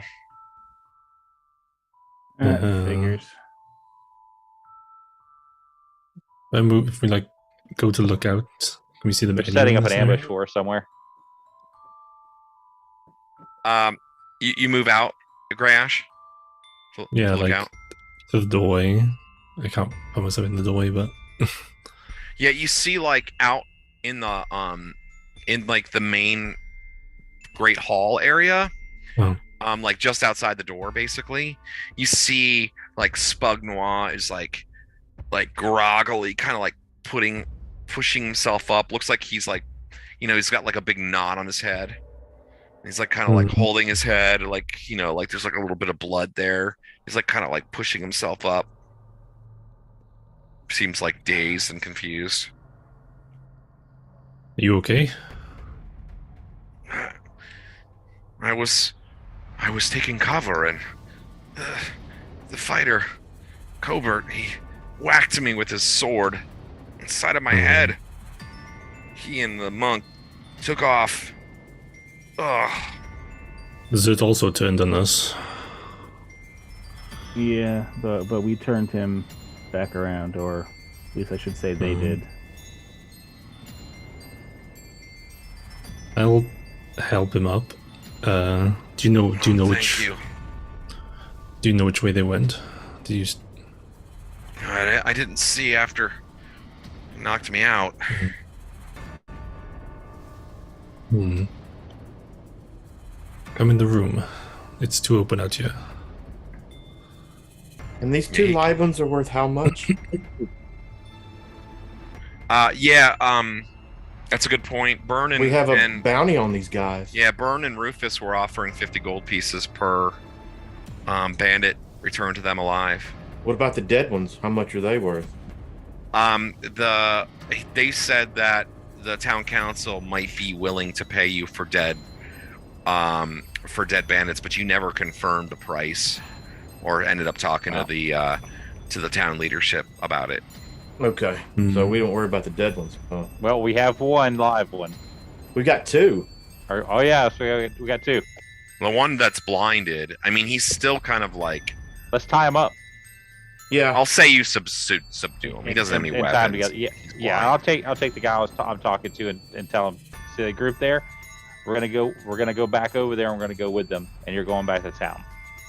I did make roll better choices in the future. I did roll a 6 for healing Ren. Oh, good. Nice. And All I right, used Ren, the healer's you're bag. back. I used the healer's bag in herbalism with my healing and I rolled a 10 on it, so I got my healing proficiency too. All right, so that's another D3 then. If you want to roll another D3 to add to that, That's make sure awesome. you guys are marking your proficiencies too. That's 3 more points. Awesome, dude. That's Total of great. 9. You got 9 back, yeah. Okay. All right, so let me give you your hit dice XP just before I forget. 1, 2, 3, 4, 5, 6, 7. I'm going to give you the leader who escaped as well because he ran away. And he defeated him. 9, and then Zert was 2 hit dice. 2, so that's 11 hit dice for anybody who collects hit dice. Yeah, I was unconscious, so I collect hit dice still. Yep. How much was how much 10 was per this hit dice. It's 10 per hit dice. And how many was it? It's only for fighter types. It was So 11, right? Yeah, it's 11 hit dice. So only fighter types get hit dice XP. But it's or warrior classes. Yep. But it's 110 10 per hit dice per level. per level. Yeah. And what is it for us? Oh, I think he means just regular monster XP. I think. Oh, Yeah. regular monster XP? Yeah. I'll give you that at the end. Okay, I'll that's right. calculate That's it all right. At the end of the session. All right. Mhm. So once we tie up these two bandits together, I want to walk over to where I saw the leader peek through, Okay. and I want to go, because I figured they're probably going to give the room a once over, but I want to look in that area, just in case he's still lurking or something.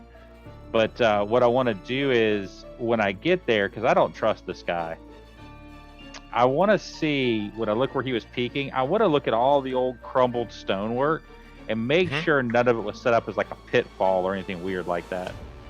All right. Go ahead and make your know all things about stone roll. Okay, because I do not trust this dude at all. All right, so it's a wisdom proficiency check. I got a 6. All right, yeah. It's not a pitfall or anything like that. I mean, it's unstable to a certain extent, just because it's like an old crumbling thing. But it's not intentionally designed as any sort of trap or anything like that. Okay. But you know what, though, dude? Since you were doing that, I'm gonna say this. Let me get this for you. Let's see if I get you this information here.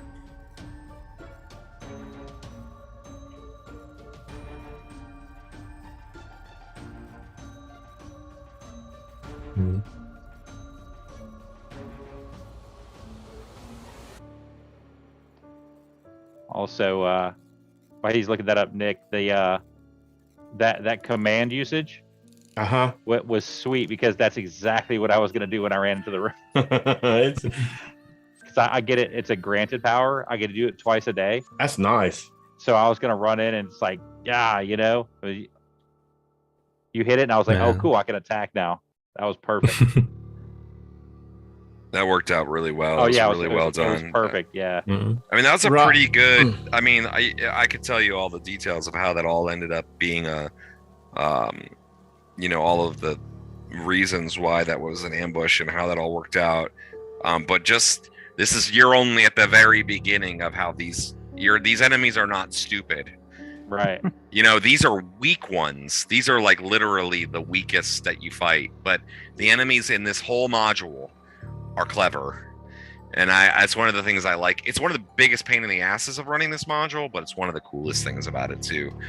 From now on, I'm not going to be the first one to run into a place. I don't blame you. I think I've learned my lesson. Rob, I think I'm going to burn another Cure Light Wound on myself. All right, that sounds good. Because someone has to. I'm I gonna got loot the another dead. 6. Do what? I'm looting the dead. I'm gonna get the stones out of their shoes and their money out of their pockets, and any notes they have. If they All right, stones so in their shoes. I want to describe this room so in addition to just these like kind of bedrolls and stuff, the chamber is floored in black flagstones and has ebon colored wall hangings that are now burnt and tattered in addition to like the normal jumbled wreckage. You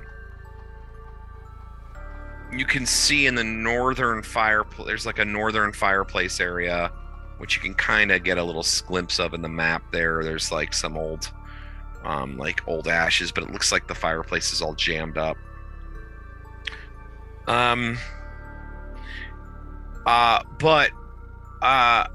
Tuctrin, when you're like kind of like looking at the stone and stuff like in that broken area, you actually manage to find a secret passage adjacent. We like this.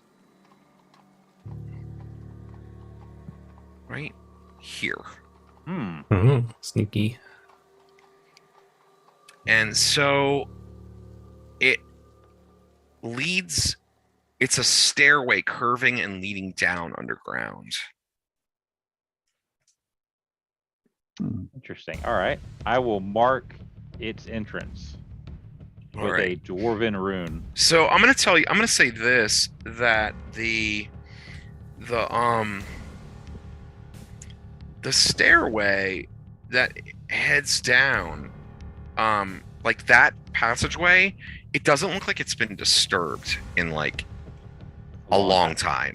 Like these guys didn't know it. Like, you know what I mean? Like you can tell that it hasn't been opened and closed. Like it would just have pushed away debris and stuff. Like you found something that they hadn't noticed. Nice. Okay. Well, like I said, I'm gonna mark it with a dwarven rune so that I can, so you know, something inconspicuous that, you know, unless you're a dwarf, you probably wouldn't see. Sounds good. Sounds good.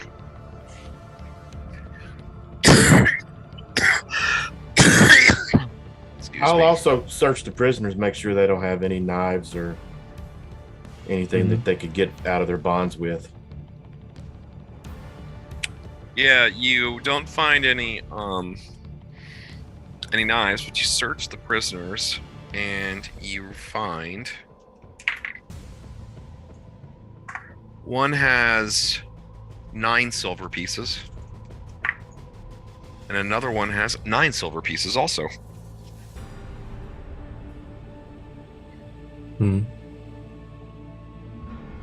I find much on the dead? Yeah, so let's see here. There are 1, 2, 3, 4, 5 dead. Including Zerd. Yeah, plus Zerd. Plus Zerd, I think. Let's see. 11 plus 13. What's that? 24 plus 9. 33 plus 43, 49, and man, I rolled really good for that. 159, 64 silver pieces. Let's see. 64 silver pieces. 4, 5. 5 electrum pieces.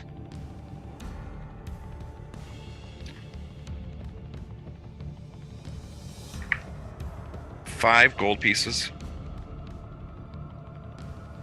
Anybody searching the room? Yeah, I'm feeling a little bit better. I'll take a look around the room. All right, I'm just gonna say you find this. Then you find a chest Awesome. Is buried it locked? underneath, hidden underneath some rubble. Is it locked? It's not hard to find. No, it doesn't appear to be locked. Opens normal, like the hinge on one side. Yeah, it's kind of a big chest. So like, it's like a I might even say like you know, kind of like those big storage chests that have become kind of popular, like in modern times, for people to have like at the end of their bed. Mm-hmm. Like it's a like locker or something like something. that. Okay. Yeah. All right. Well, it's probably a mimic. Imagine. Now, I'm gonna sort of put my dagger in the opening and try to flip it up without touching it, because I don't need to get hit again.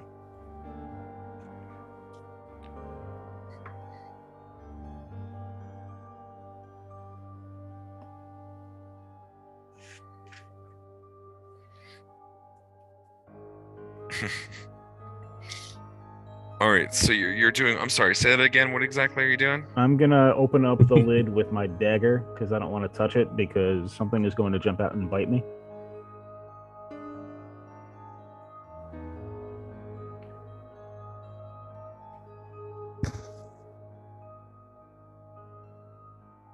disconcerting.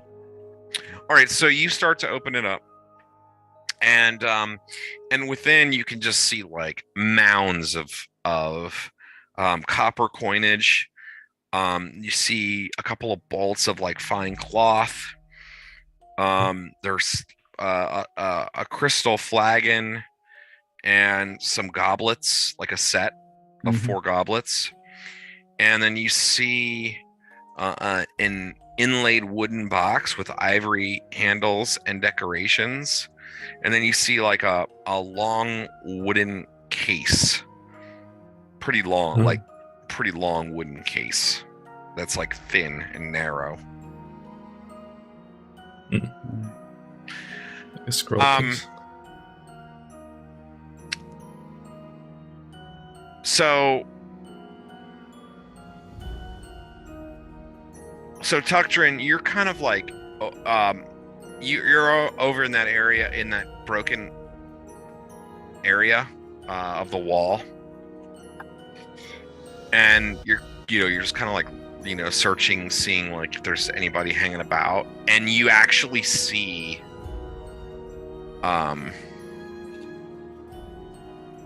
what are clearly like 4 brigands like coming out of the forest towards like the stone, and like you look up and you see them, and they look up and they see you, and you're like covered in blood and shit, and like one of them like like they're kind of like talking, like one of them go like they're across the water, like on the other side, kind of distant, like one of them goes like, and like the guy's like, what the fuck? And then he like points at you, and they have like swords and stuff, and then the other one like he's like, do you see that? Look at that guy, you know what I mean? And they're clearly having a discussion about what to do. So did you ever see the movie Cobra? Oh yeah, dude. Remember you talking about the Sylvester Stallone? That ting ting ting. So I got the 2 axes, and I'm gonna give him the freaking bad guy from Cobra. Oh yeah, they go running into the woods. Yeah, they go running away. They run off into the woods. The one's like, no fucking way, no fucking way, not today. And he just goes running into the woods, and like the other guys go running. Smart guys, because I was gonna make an intimidation check against them. I know, I can't believe I ran. Yeah, I mean, go ahead and make your intimidation check anyway, because that's what you were doing, and if you get... I think I barely made it. It's a strength check. Yeah, I rolled a 17. All right, I still made it. I mean, I'll give you the hitch for the proficiency then on that one. Awesome. All right. Yeah. So they go running off into the woods. Does and I can't remember. So JB does not have appraisal, right? Yeah, it's just Brother Rygar that does. I'll just gonna tell you right now. So there's 2,000 copper. There's 2,000 copper pieces. That's basically worth 20 gold pieces. It's not much. The rest of the stuff you'll have to appraise. And then there's the case, which you could open if you want. It's like a long black wooden case. Okay, what you've got 4 goblets. You want to You want to do some appraising? Yeah. Appraising is I think it's my... There's 2,000 copper, is it 2 bolts of cloth, 4 goblets, small case, and the tubular case? An inlaid wooden box with ivory handles and decorations. Well, let's start with the bolts of fine cloth. Okay. You can just do 1 for the 2 bolts, and I'll tell you. Intelligence +2. I got it right with a 12. All right, so those bolts of fine cloth are worth 60 gold pieces each. Woo! You know, it's good stuff, right? And then there's the crystal flagon and 4 goblets. It's a set, so just do 1 for that. Got that with a 7. That's worth 80 gold pieces. Okay. And then the inlaid wooden box with ivory handles and decorations. I missed that one. Okay. And then lastly is the wooden box. Now the box itself isn't worth really particularly anything, but you want to open it. JB actually technically has access to it. Yeah, I want to open it. All right, there are 4 beautifully crafted arrows inside. All right, I'm gonna take the arrows because I have the bow, and it's paining me greatly to step away and tell the rest of the party, have at it. The rest of the chest.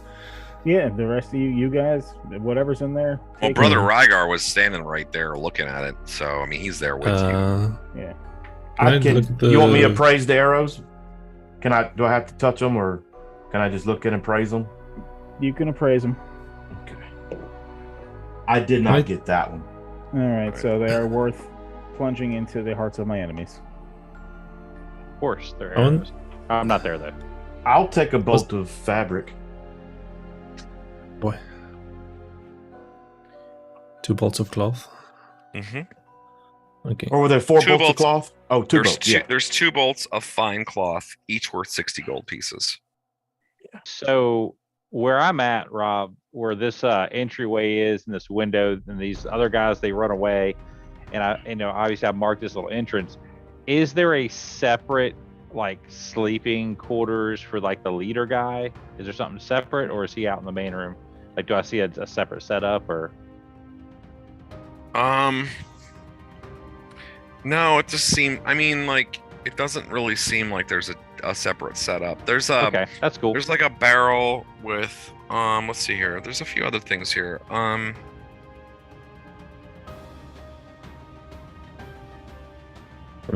Let's see. Yeah, there's a barrel of water, which is fresh drinking water. There's dried rations. Pretty much, it'll last you. I mean, you can each get like a week of dried rations if you want. I'll take that. Yeah, it's useful. Worth it. Yeah, it's worth it. Pretty much that's it. There's like not really a lot of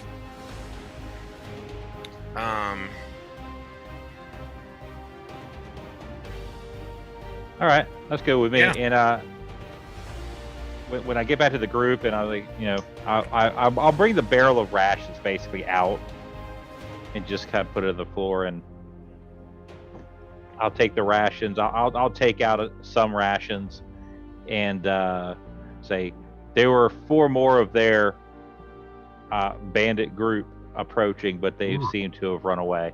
Whether they come back or not, we don't know for now. I think once we're done surveying this room, we should probably get our 2 captives back to town. There is treasure for you here. Oh, you found treasure. And is one of those bolts of cloth brighter than the other one? Like, what colors? Let's see here. He wants the future. What's the here, hold on a second. I want the brightest one. I'm gonna tell you right now what they are. And I'm a dork and I'm gonna roll randomly. Okay. And while he's looking at that, Rob, one thing I definitely want to make sure that I do is, because they did fight bravely enough, I'm gonna make sure that the 2 captive bandits get some water and a ration to eat. All right, cool. That's actually really nice. One is yellow and one is purple. I'll take the yellow one. They're brocades. Unless you prefer any color, gray ash. Black. It's a dusky purple. We'll say. Dusky purple, yeah. No preference. I'll take the yellow one then. It's like a lovely yellow brocade fabric.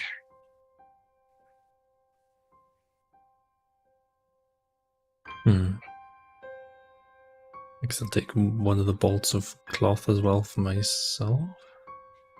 Yeah, there's still a set of goblets and a flagon. Oh, flagon sounds pretty amazing. Crystal flagon and 4 goblets. Is there anything in that inlaid box, or is it just empty? No, it's just a beautiful inlaid wooden box with ivory handles and decorations. Definitely valuable in some way. Yeah, I don't know how much it's worth, but Also, the arrows are in the thin tube case, is it? It's a long, thin wooden case. yeah. And it has 4 Okay. arrows in it. Not anymore. I'm going to Okay. tell you this, guys, and I don't know if I mentioned this before, but when it comes to the spell detect magic will reveal pluses on weapons, and so like a weapon or an armor. So you don't have to cast identify to figure out like a +1 sword. You know what I mean? Like it's just like whatever. So, why don't we take a really short break because I gotta pee. Me too. And we're probably gonna do just mostly mop up here for the rest. My throat's feeling a little bit ragged right now, but if you're gonna bring back the folks and maybe gather a little more information, we can do some of that stuff. I can soldier on for a little bit longer here. But yeah, it'd be nice to kind of get to the next jumping off point, before we end. So all right, let's take a quick 5-minute break and then we'll get back to it. All right, Cool.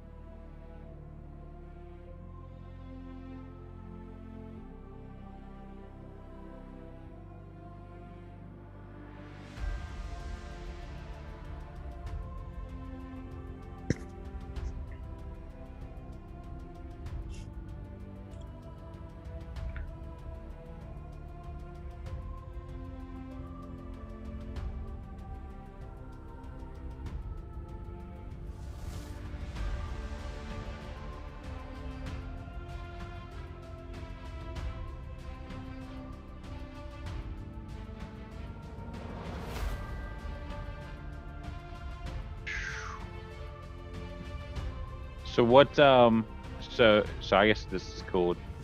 So I wasn't in the room for the treasure part there, Brother Rygar. So what's left?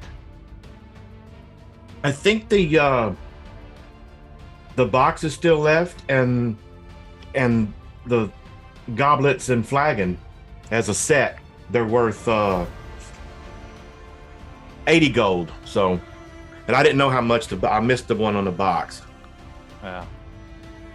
Guess we'll talk about it when everybody else gets back. But Spug Noir says, I'm all about a flagon. He says, and yet no knowledge. We found nothing so far. It seems as if these savages just destroy. It's all they care about is destroying and hurting. You'll find that is the majority of the world. Or at least in the tales that I've heard. Pains my heart.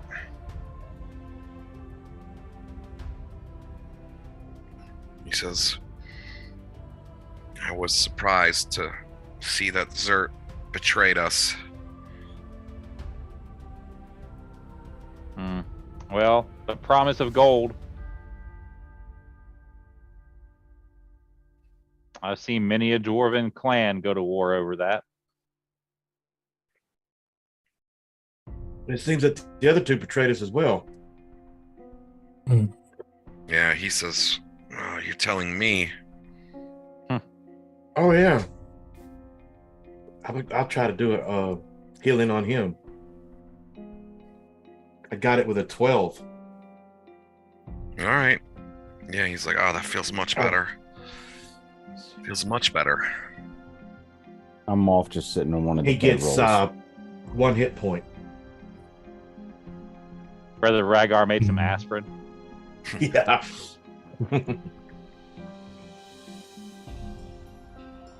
He says, I appreciate the chance to travel with you all, but if we're headed back to Hommlet, I think I might call this an end to my journey. So I have no desire to go further. He says,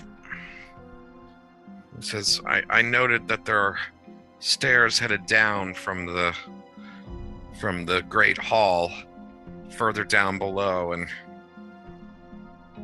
if this is what we've met just in the realms above, I don't believe I have the stomach for what might lie below. Perhaps we should check this door you found before we go. Was it Tuckton? Yes, so I have found what I believe to be a hidden staircase leading beneath this level. It does not appear to have been used for some time. I have marked it subtly with a rune of my clansman so that we may find it again. But if we were to travel down, we may not see daylight for a while. We do not know if it leads to a single room or an entire complex. Well, we can always see first if you'd like. But somebody needs to stay behind to watch our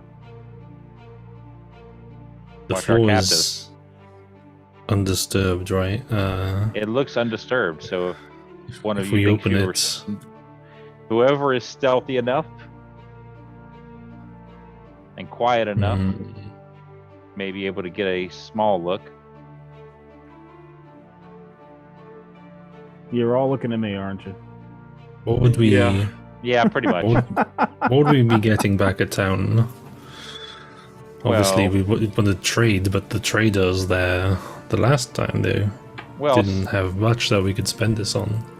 No, but unless we plan on killing these two, we can't drag them around this entire place. Also, as well, 2 others of our group have already fled to do who knows what, or to gather what reinforcements we don't know, as well as 4 other members of this bandit gang that have also fled, which will probably return at some point. So you're saying that this is going to be our one shot at this. If we leave, they will reinforce. If we stay, they might ambush. It's not easy either way. It is not. I have no opposition to us taking a look, but I believe that regrouping and re-engaging at a full strength may be better than continuing to push on limited resources. Oh, by the way, do we leave the copper? I mean, I took 20. I took 20 of it. Maybe we could, if we. It's how heavy is this chest? 2,000. It's 2,000. So 100 to a pound. 100 pounds. Does anybody have a 100 to a pound? So 2,000 is 20. It's 20 pounds worth of copper. Oh, okay. That's not overly heavy. Yeah, we'll carry that one ready to leave. Okay. Does that door open inwards or out? Well, did the door open in or out to the staircase? Yeah, that's a good question. It probably doesn't even say. Yeah, I would actually, based on the drawing, to me, actually, I kind of feel like, and like based on I think it's more like a sliding panel. Okay. Like a cleverly designed sliding panel. I mean, because I was giving us, because it's a stonework mechanism. So I'm going to say that it's kind of like one of those things, like it's like something that doesn't even look like it's there, and it just like slides into the wall or something. Maybe in there is the best bet. All right. They don't know of it. It's. All right, I'll take a look real quick. I'm not taking any chances down there, though. I've taken enough pits today. I can't really take much more. I'm going to take the lead. I'm going to hold Zert's head up and say, listen, Spudnoir, if you betray us, this is going to be you. He, like, looks sick, you know? He's, like, gray. He says, I just want to get back to Hommlet. Yeah. Yeah. Well, we all want things, don't we, sir?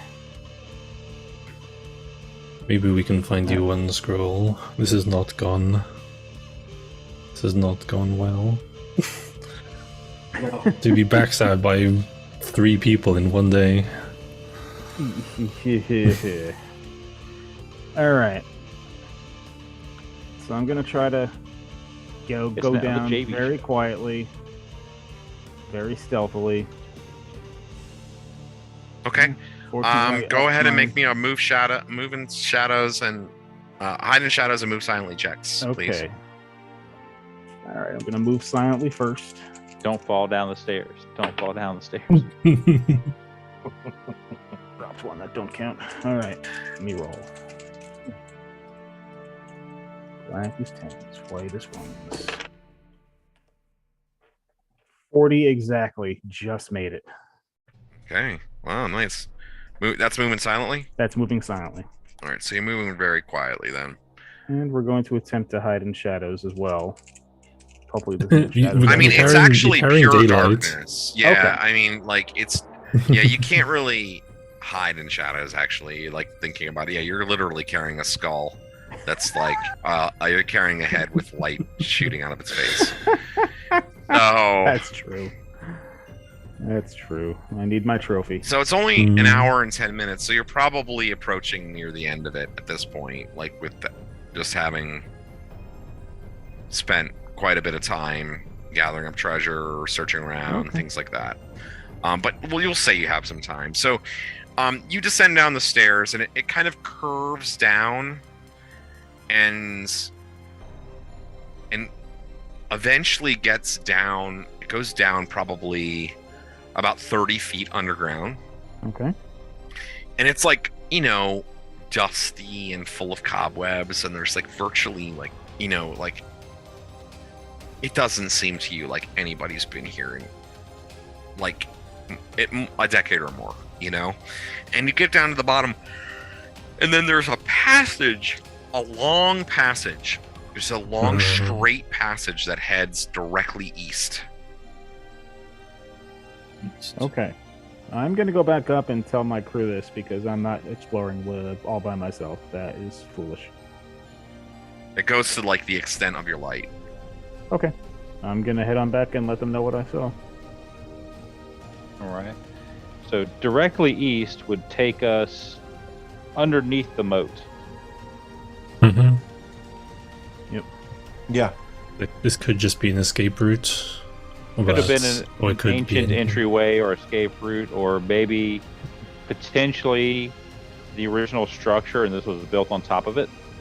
It's not Possible. unusual in architecture, True. Mm. and that may be why it's so unused. I wonder how far it goes. Oh. This is definitely worth coming back and exploring. Yeah, I think so. But Yeah, right because now I think we missed a couple of rooms too. Well, Yeah. we definitely Mhm. did not explore the entirety of at least this upper level. Yeah. We know there's a lower level, and now there's this. We can always come in this corner entrance now that we know where it goes. Mm-hmm. And we already know that there are at least 4 other bandits, 5 if you count the leader that ran, if they choose to return, as well as a couple of traitors. Mm. So similar numbers to what we've already faced. Yes. And Perhaps we should go leave and celebrate and rest and come back the next day, huh? I We think can- that would be wise. I don't think Yeah, I think so.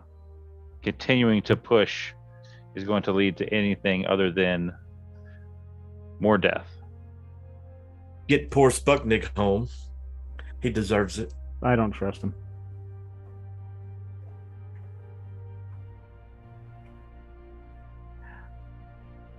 He looks groggy. He looks defeated.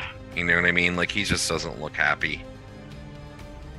Yeah. All right, so I'm going to reveal just a little something to you all, because you can, you'll be able to see this. But there are stairs leading down from the main room. If you look on the map, off of the Great Hall, Right. there is kind of a little room that has stairs leading down. This is what Spug Noir was mentioning. Yes. And then there's this like long hallway here, which has a number of other doors, that you could access. There's 4 other doors. Mm. So we have at least 6 doors that we know of, and 2 staircases, And a tower. and a tower, and the courtyard. So we have plenty left to do here, Mm-hmm. and we have already been here for a while. I, again, not sure how long we should linger here. My concern is if this ambush was for us. I think this was simply their base of operations, and I think that they were opportunists that thought they could work with the bandit superior numbers and take our belongings. I think it was simply a business transaction. Yeah. Okay. Well, we have 2 bandits here. Let's ask them. Hmm. Had you met these people prior to? Hey, remember, he said The one uh, says, he which said that he people? was. They were. Well, I point at the head, and then the Come names on. of the other It's 2 an I can't it's remember. an, Dominic can't remember the names of the other intimidation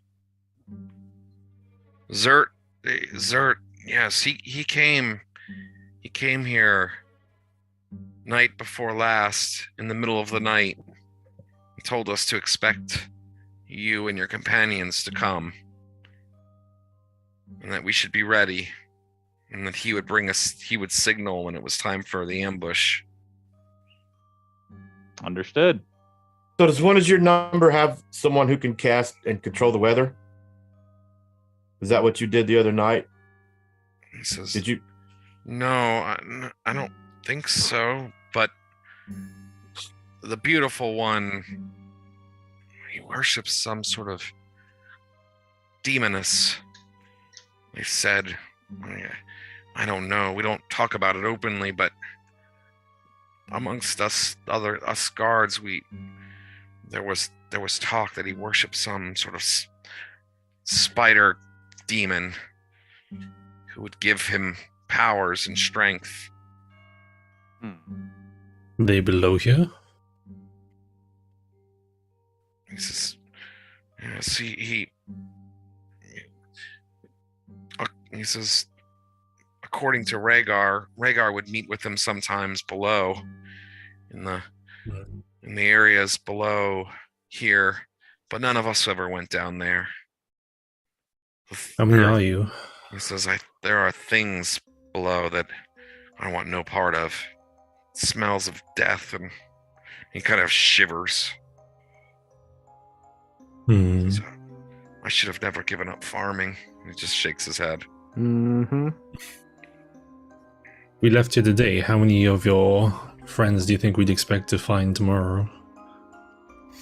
He says, there's always new recruits. Every day, more come. They respawn.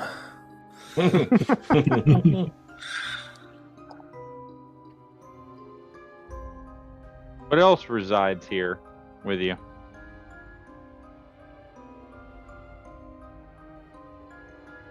Any other manner of beasts, or? So they've said all sorts of things. I've heard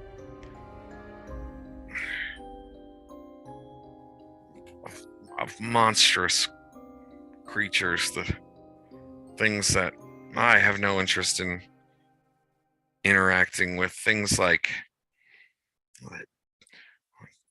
dog men and other monstrous humanoids. Interesting. I don't know. As I said, it's all rumor. We don't. He says, Rhaegar was the one who dealt with with those below.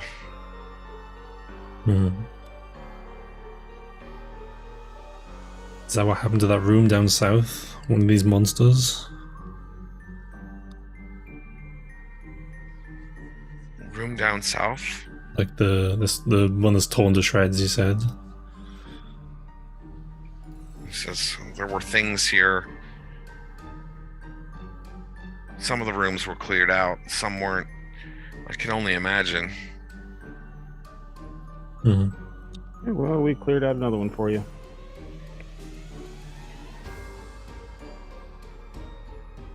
Well, we could continue. I think we should continue this conversation while we are moving. All right, so you're going to gather up as Agreed. much of the treasure and stuff as you can, basically get the copper, get everything, and start heading back.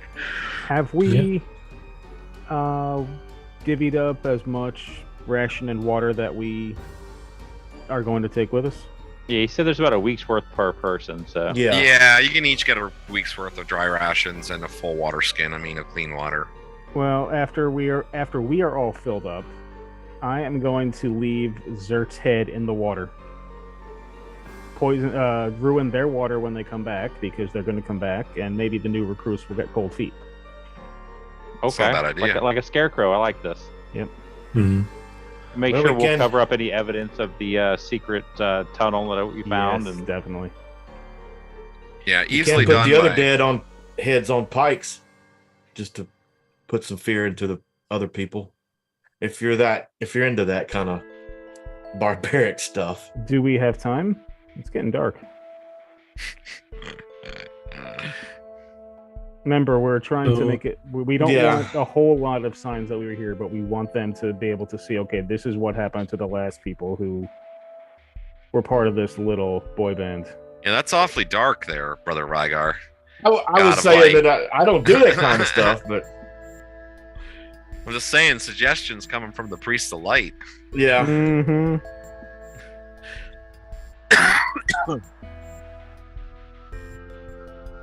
All right, guys, I got to tell you, my throat. I'm like having a hard time talking Yeah. now. So why don't we? I'll say, unless you really want to have like a big interaction, with Rufus and Burn, I can say you just turn over those. Yeah, I don't. Those couple of bandits. So 50 Yeah, gold that's pieces cool. each. You can split that. It's 100 gold pieces. That'd be 20 gold pieces each if you want to do that. Okay. You know, Spugnoir is going to eventually say his goodbyes and like thank you and start looking for a caravan back up to Verbabonk. Basically, he's done with his life as an adventurer. I still don't trust him. We'll start here in town. There's no obvious initial sign of Cobert and Taruko, but you can ask around a little bit more when you get, when you want to, and when we start next time. There's also 6 gold and copper, so that's another gold piece. Right? Did you say it was 6 gold total in copper? No, there's 2,000 copper pieces. So that's That worth was 20 gold pieces. Oh, 20 gold. So that's another 5 each. Four each. Four. Yeah. Anybody wants to take XP on their treasure items who gets it? I think that's just JB. I think so. You can do that, 2 XP per gold value. The arrows are weapons, so they're not really, unless you're selling them. Let's see what else. My dagger, which everyone fortunately forgot about. Yep. I'm looking to sell that too. And I'm going to heal the rest of my wounds once we get back to town. Now the dagger, I gave you the value on that, did I not? 850. 850. So you can sell it.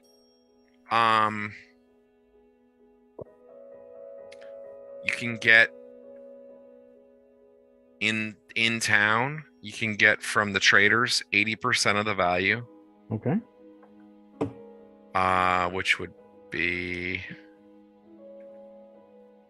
Did you want to check magic on and make sure it wasn't +1 in case you really wanted to use it, or? No, I want the gold. Okay. That's 680. You could sell it here, or you could hold on to it for a better price. No, that's pretty good. That's 680. And since I didn't really remind anybody that I had it, I'm keeping it. All right. I don't think people really care. It's good for you too for XP. It's good that's for what me. you. It's good for everybody that you level up. Yes, it is. Yeah. So They want you to find the traps. Yep.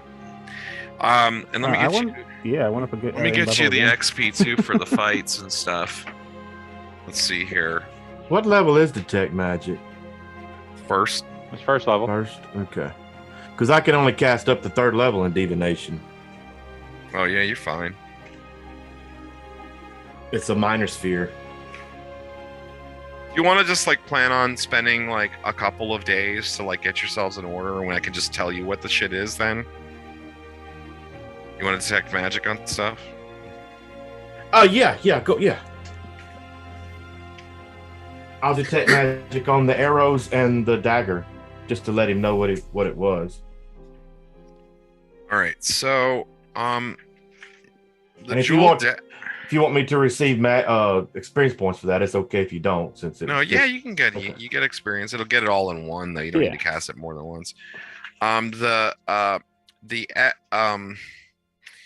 dagger, the jewel dagger is not magical, but you notice actually that when you're casting the detect magic, that the dagger that he found on the body of the brigand from the very first encounter you had was a +1 dagger. Okay. Nice. So I've been giving you +1 damage every time that you roll it and giving you +1 to hit, but it's a +1 dagger. And then the arrows are each +1 arrows. So that's one spell. Did all of them, or you have to do? Yeah, you just do one. Yeah. It's just like an area effect, basically. That's the only magic stuff there. So let's see here. This is 1, 2, 3, 4, 5, 6, 7. Nothing on Zerta's magical. No. Why? By the way, was anyone proficient in a crossbow? They could have picked one up for free. I don't have a crossbow proficiency. Okay. But I already picked up short bow for free from the original brigands that we found. That's so right. Yep. I'm ahead of the game. Yep. No crossbows for me. Obviously from Zert, if anyone needs scale mail or longsword. Nope. Scale mail. Is scale mail better than studded leather? I think Yes. so. It's heavier, but Yeah. I guess I could have that fitted to me, huh? Since we're going to Scale be in mail? town. Probably easier scale, to fit. Scale mail is AC 6. Studded What's leather is stud- AC 7. Okay, yeah, I'll take this scale mail if you don't want it. It's human sized. You can take it. Okay. Yeah, I'll improve my AC, sure. Yes, please do. Call it a gold piece to have it. Okay. fitted to you. You know What what if I I mean? what if I exchange the studded leather for it? Yeah, free then. Or you could actually probably sell the studded leather too for half of whatever it was when you bought Okay. it. Okay. What am I doing here? Let's see. You were doing the mob XP. Let's see. I'll just put all that in the Discord chat. Ren, did you take any of the treasure? No. Okay.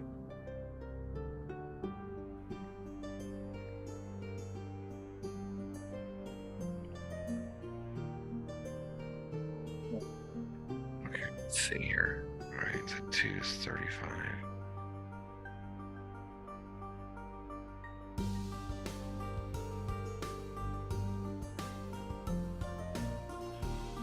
All right, well, I'll give it that then. Okay, so let's see what is Zert's XP value.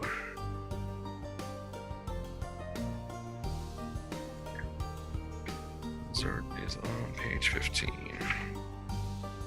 Let's see, Zert's XP value was 52.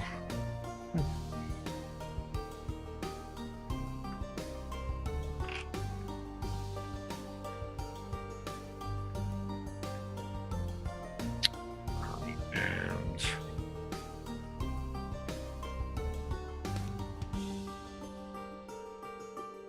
gosh, it feels like it should be so much more XP than it is, but it's not. Well, did Yeah. Zert level up when he killed me? Yeah, I mean, Mhm. unfortunately, it's like literally 46 XP each from the monsters. Oh, wow. Brigands are only worth 46. 15 XP. 46 XP. 46 XP each. The hit dice XP is worth more than that, and everything else is worth more than that.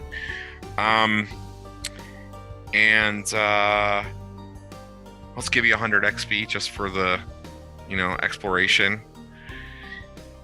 And each person gets 100 XP for exploration, and then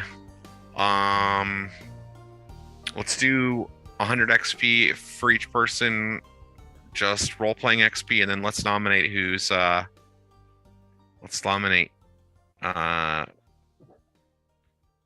for the game tonight. Nominate player, one player for the game, get a bonus 50 XP. I like that bloody show I'm the gonna go- dwarf did. Oh hell yeah! I'm kind of with Tucktron on. I mean, he kind of just basically. Doctrine. Although I gotta admit, I was kind going of to go loved how JB. I was gonna go Greyhawk just because he ran in there as the wizard and knocked someone's skull off. That is That was true. cool, Damn, too. That with was the wonderful. damn I like JB with the skull with the glowing eyes. Usually the lantern was kind Yeah. of cool true, too. and poisoning the water, That was kind of cool Mhm. too. Yeah. his bitterness too. Just Yeah, in general, never yeah. trust no one. Listen, if it's one thing I know, it's bitterness. Yeah. I mean, I won't turn down XP, believe me, but I'm just saying there was a lot of cool stuff going on. All right, you know what? I'm gonna give Tucktrin, Greyash, and JB each 25 more XP. Then I'll do kind of like everybody gets a little bit. Everybody get all your proficiency XPs and stuff Yep. this time. Everybody got your spells. Everybody got your hit dice. Again, I believe it was 11. 1, 2, One 3, spell. 4, 5, 6, 7, 8, 9, 10, 11. Yeah, it was 11 hit dice. So that's 110 for most warrior classes.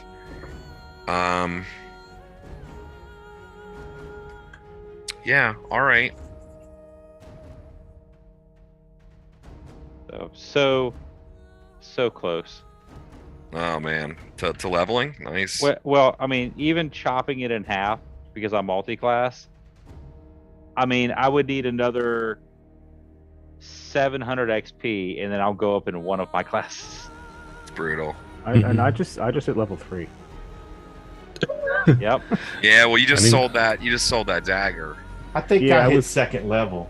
I was gonna keep it, and then I was like, wait a Oh second. yeah, I you can should level definitely up be right second here, level. Yeah. which is good because I clearly need more hit points. It's good too because you guys are about to go down to the second level. You need to have some. I'm like over 1,000 XP away from level 2. Hey, Cast some Wizards, spells. man. Hey, listen, I can only cast one spell like a day. I'm right there with you, man. I Two. need- You can cast two, right? You're specialist wizard. Yeah, but the second one is always like reckless to Emma, basically. Yeah. So it's just gonna kill me or something. Live on the I'm edge, catching that man. shit. You're the wild mage. You're the not- wire mage, yeah. Yeah, you're not like the tame. But You're not if- Are you a mild mage or a wild mage? Oh, Look, he's throwing if down. chicken feathers aren't popping out of your Ooh. enemies and fireballs being cast on your friends, are you really a wild mage?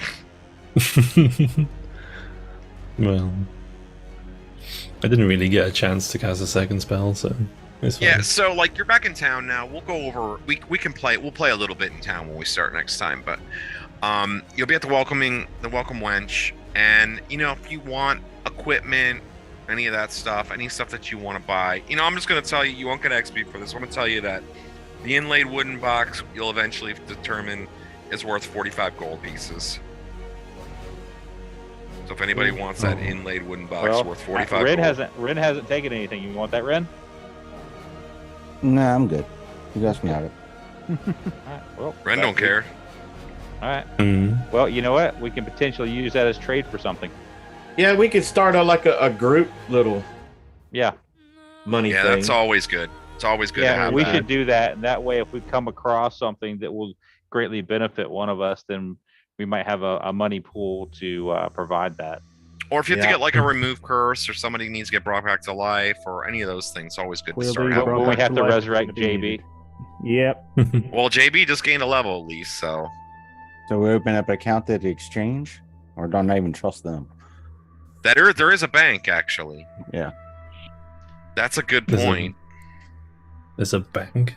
I'm glad Gotta JB's rob got the more hit bank. points now. That's a The good thing. exchange where you exchange the coin. Hmm. If anybody What wanted to are you up exchange to, the JB? coin. 18? I didn't roll yet. I was at 11 at level 2. So I got 1d6 plus 1 because of my constitution. I'll roll it right now. Come on, big roll, big roll. Big roll, big roll.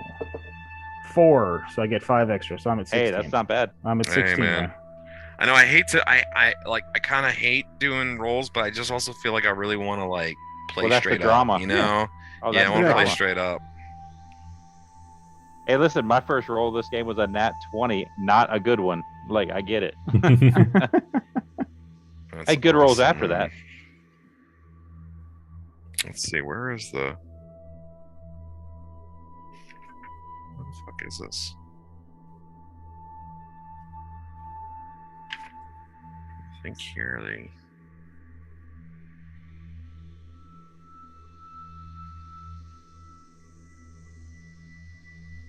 Welcome winch. Horseshoes, new building. Village hall. What the fuck is this thing?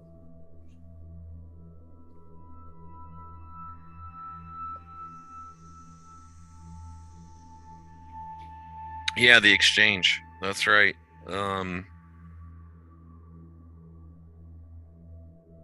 And you can keep money there if you want. And you can get a lockbox. And they have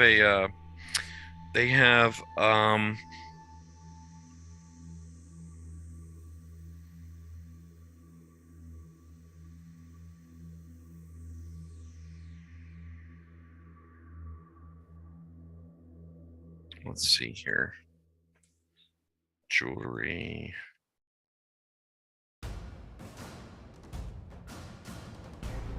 Let's You want me to roll my hit points? 2 large Rob? dogs and a guard. What's up? Yeah, if you want. Look at you. If you leveled, might as well. I trust Big- you, man.